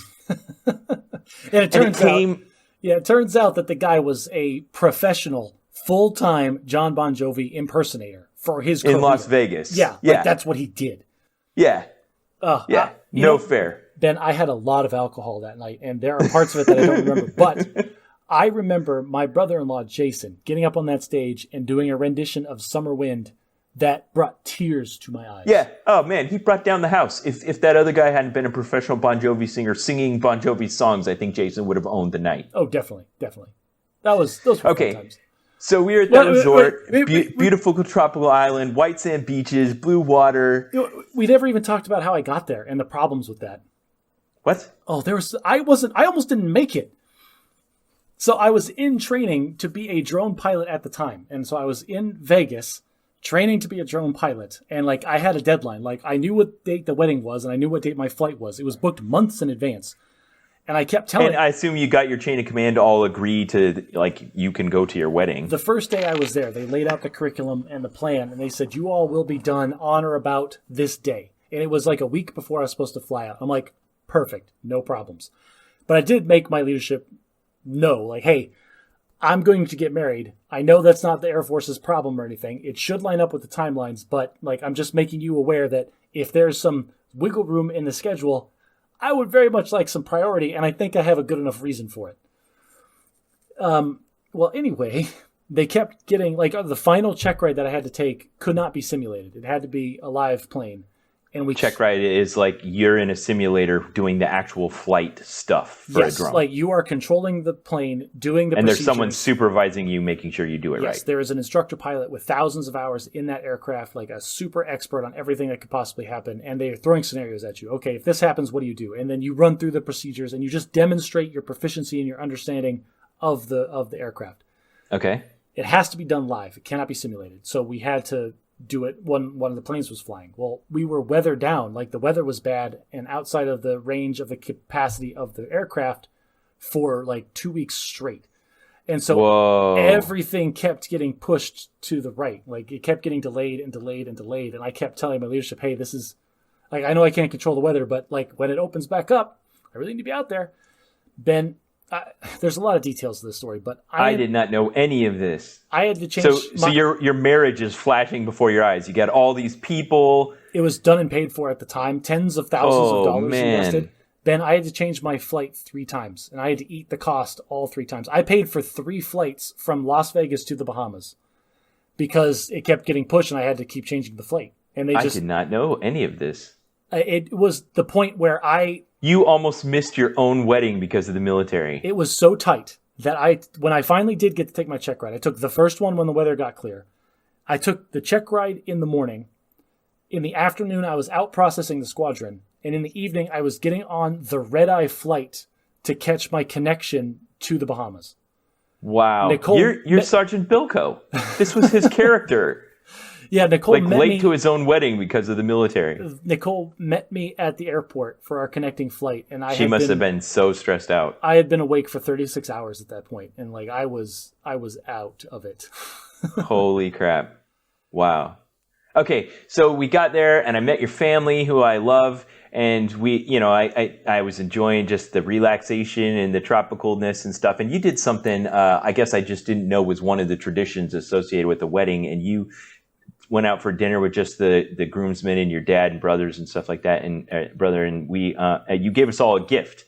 And do you remember what it was? I do remember what it was. Yes, I put a lot of time and effort into this gift, and it was appreciated.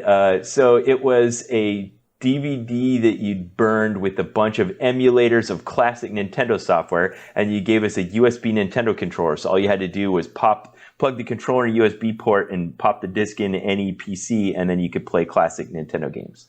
So this was back when DVDs were a thing. Like, there was no USB thumb drives, and they were super expensive. It was the mixtape of the mid-2000s.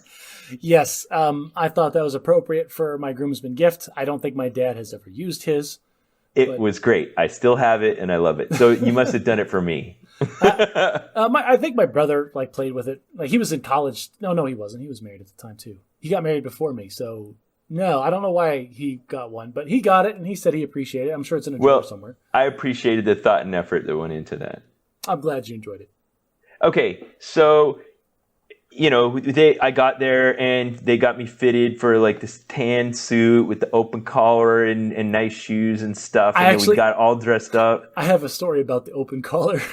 Because as part of our wedding planning, we were going around planning what we were going to wear. And Nicole, of course, had to do the girl thing where she had to have her whole female family weigh in on the dress that she was going to get. And it was, expensive. And there's a whole thing about the dress. As a dude, I rented a suit. She bought a $1,000 dress. I rented a suit for a day.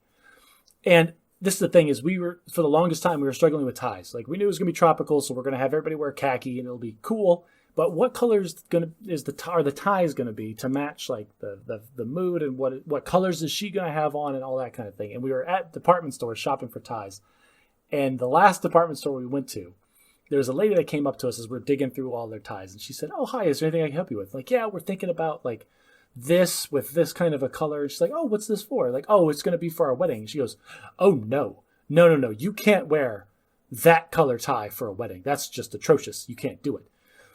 And then we were both kind of super put off by that. And we she helped us for a couple more minutes, but then we left. And we were both so mad at that woman, me and Nicole both. We were like, you know what? Screw her. We're not going to wear ties at the wedding. And Nicole's like, yeah, no ties. She doesn't know what she's talking about. And so that's why we did open collar for the guys at the wedding. Awesome. Just out of pure spite for a random minimum wage worker. Take that, society. Well, for our listeners, I'll post a photo of us on the beach in the Bahamas in khaki suits with no ties, so you can see about Josh's wedding. Oh, I don't have a beard in those photos, and I look atrocious. I look terrible. No, you don't. You look happy, just like you said. Yeah, so it's been 10 years now that you guys have been married, I guess? 10 or 11. I can't keep it 11? Straight. Because here's the thing. Yeah. So this is 11 this month. This is another problem. This was a huge, dramatic issue in my family because my brother's wife was an accountant at the time. And who cares about accountants? I don't care about accountants. Screw those guys. Tax season, whatever. That was 10 years ago. I am now a tax accountant, so I know exactly what she was going through. But our wedding was set for 11 April 2010. So yeah, you're probably a lot more sensitive to that problem now. Yeah. if you called me and say, hey, let's go do this totally amazing once in a lifetime opportunity on April 11th, I'm gonna be like, there's absolutely no chance that I can do that. I will lose my job. I can't remember if she made it or not. She did not. This was a huge problem in my family. Sorry, Stephanie. Stephanie, I am truly sorry. Here's the thing. The reason I did it is, one, yes, when people tell me to do something, I immediately want to do the opposite because that's just part of who I am. I'm stubborn and spiteful. That's why you guys didn't wear ties. It was nothing personal. But the second thing, this is the bigger one to me.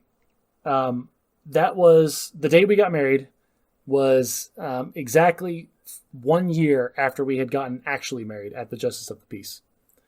And so by doing it on that day, I remember you telling me this. We got to keep the same anniversary. And and now it's also a little fun as a dad joke because every year for the anniversary, it's like, oh, we've been married for 9 or 10 years. And it's funny because I say that and people laugh like, oh, haha, he doesn't really know. So when you said 10 or 11 just now, it's 10 or 11. It's both. Depending on where you're counting from, yes. And so it is a dad joke as well as being reality. All right.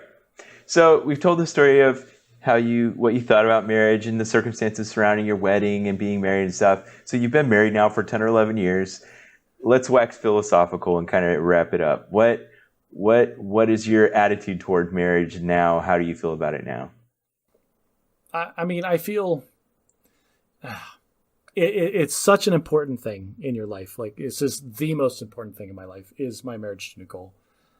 And she makes me want to be a better person. That sounds like such a cliche, but like when I'm making decisions, when I'm sitting around, it's like I could have something fatty and gross to eat for lunch for myself right now.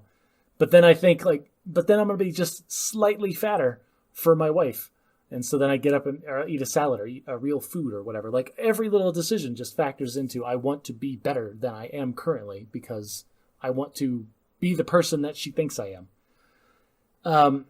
I don't want to you're going to make me get super mushy and emotional. I love that, Josh. You just gave one tiny example, but it was so profound what you just said about how tying your life to another human affects every part of your own life, probably in ways you didn't even anticipate before you made that decision. I talk a lot about how as a younger person, I was very angry. I was very aggressive. I was very draw the sword and burn the bridges kind of a person. And that has all been very tempered because of the patience and understanding and just the sheer willpower and stubbornness of Nicole explaining to me that isn't necessarily always the best way to approach problems. And it has taken me almost the entire time that we've been married for me to finally realize what she's been saying to me the entire time is that just because you think you're right doesn't give you the justification to draw the flaming sword and go burning everything to the ground. You can be right and still handle it in a way that doesn't make enemies or doesn't destroy relationships. So just everything about the fact of being with her has made me a better person, and it makes me want to continue to grow and be better. That's great. So along with your marriage came children. We can have another discussion where we actually talk about all of that. But specifically relating to have children, what do you feel like you're teaching your children about what it means to be married? And, have you done it by precept as well as example? Kind of. I'm very cognizant of, when I was a kid, I understood, and my understanding of what a committed long-term relationship between two people was directly informed by how my mother and father interacted on a daily basis. From what I see, your parents, they look to me to be a good example of what I think of as a good marriage. People who love and appreciate and enjoy each other's company. I mean, that's absolutely true. So just being aware of that fact, drives decision-making. It drives the things we talk about. And so I'm very cognizant of trying to display the behavior that I want my kids to see because they're always watching. Listeners, they're always watching. They're always there. You can't get away with anything with kids in the house. But then also in a very deliberate way, explaining things to them when stuff comes down. Like if we make a ruling or if one parent says this, another parent says something different, we make it a point to sit in front of them and discuss why we said the different things or chastise the child for how dare you go ask mommy after you ask daddy, et cetera, et cetera. But I guess the biggest lessons that we're trying to impart through our behavior and through what we're saying is that at its core, the very first thing I guess the very first thing in a married relationship is the genuine love for the other person. And then the second thing has to be mutual respect. Like, you have to respect each other as individuals, as people, as like, respect their intelligence, respect their opinions, all of it. I love it. All right. So how old is Jane now? She's 6 years old? Jane is 6, yes. It took me a second. All right. So let's assume she goes off to college when she's 18. So let's project into the forward into the future. 12 years. Your youngest child's getting ready to leave the nest. Where do you see your marriage then, once you're transitioning from having been partners in parenthood to now being a married couple with an empty nest? I've also mentioned this on the podcast before. My career and my life has so dramatically changed every 5 years that I try not to make these kinds of long-term forecasts. Mm-hmm. But I will say that through all of that, through all of my wildest imaginings, it's always me and Nicole together. And we're fantasizing about these days because we will finally have the time and the freedom and the capacity. Like, as our kids get older, we'll be able to go out and do stuff. Like, I am looking forward to the day that I can tell Carter, hey, me and Mommy are going on a date. Watch your sister. We'll be back in 4 hours. Don't burn the house close. down. He's 9, 3 or 4 more years probably before I'm comfortable doing that. But yes, that will be fantastic. And then there'll be another scale where we can leave the house for multiple days, maybe. I don't know. There's always this. It feels like when you're at home with your kids, and you have your relationship with your wife, but it feels different. Because I remember not too long ago, this was either last year or it must have been the year before, in 2018, we were invited to Cecil's wedding. Cecil, the man who witnessed our wedding, only witness of your Justice of the Peace. Of our Justice of the Peace wedding, invited us to witness and be the signers on his wedding to his fiancée back in 2018. Huh. And so he invited us to Florida for the wedding, and we said, you know what? Let's do it. And like, just total, I don't know if it was total, but like just like spur of the moment. Thank you. Spur of the moment decision, booked the flights, got the babysitters, and we went to Miami. And we spent those 4 days in Miami. Yes, we hung out with Cecil and saw his wife and met and went to the wedding and all of that stuff. It was like prom for adults. But also, just when you're out with your spouse without the children, the relationship is a little bit different. It felt like we were both like less worried about the responsibilities. We didn't have the adulting stuff to have to worry about. We're both just a little more free, a little more easygoing. We just had a ton of fun, and you could feel it as we came back, and it all, like, the reality set in. It's like, okay, we got to pick everything back up. Where's the laundry at? What's the grocery situation? Just all the little things that start to bog it down. Yeah, you got a bit misty there and sounded just like I did after my wife came and visited me for 5 days here in Florida, just like that. You felt the difference in the relationship. Yeah, just how much we appreciate and admire and respect each other and enjoy being around each other. So that's something to look forward to. You have to make the time just to remind yourself, if nothing else, that yes, this person is I made the right choice. Yeah, well, good. Well, thanks, Josh, for telling me all that about your thoughts and circumstances surrounding your marriage. You got any last thoughts before we close it up? So I'm gonna kick some stand in your face, and my philosophy on marriage now is a quote from City Slickers. Is, how can you possibly decide which cereal you're going to eat at breakfast every day of your life if you haven't had every cereal out of the sampler pattern first? Like, I would not have been... Unless the Air Force is breathing down your neck saying, you pick a cereal right now, you can't have any of those. But Ben, at that time, I had dated enough women to have... I had built the checklist. These are the things that I value in a long-term relationship, and these are the things that I don't. And so, that's like when I was with Nicole, and I said I loved her so much it scared me. That is exactly what it was. Like, she checked every box, and I started to feel the walls closing. Like, holy crap, this is it. This is the end. Like, I have found the one, and dating is over. Yeah, but you didn't do that thing that guys do sometimes where they resist it. Be like, nobody's going to tie me down, take away my freedom. You're like, no, I want to fill the lonely hole. No, I kind of resisted. Like, I was in denial for a while about how much I loved her. I'll put it that way. Yeah. Yeah, and that's the other thing. Like, when all the young kids would ask me, it's like, "Oh, how did you know that she was the one?" And I did that super cliche thing that you do, where you turn your head slowly at them. You go, you'll know. And you give them a sly smile and a wink. And that's the thing is you will know, because if this person is right for you, it'll be effortless. You'll just you'll want to be their friend forever. Nice.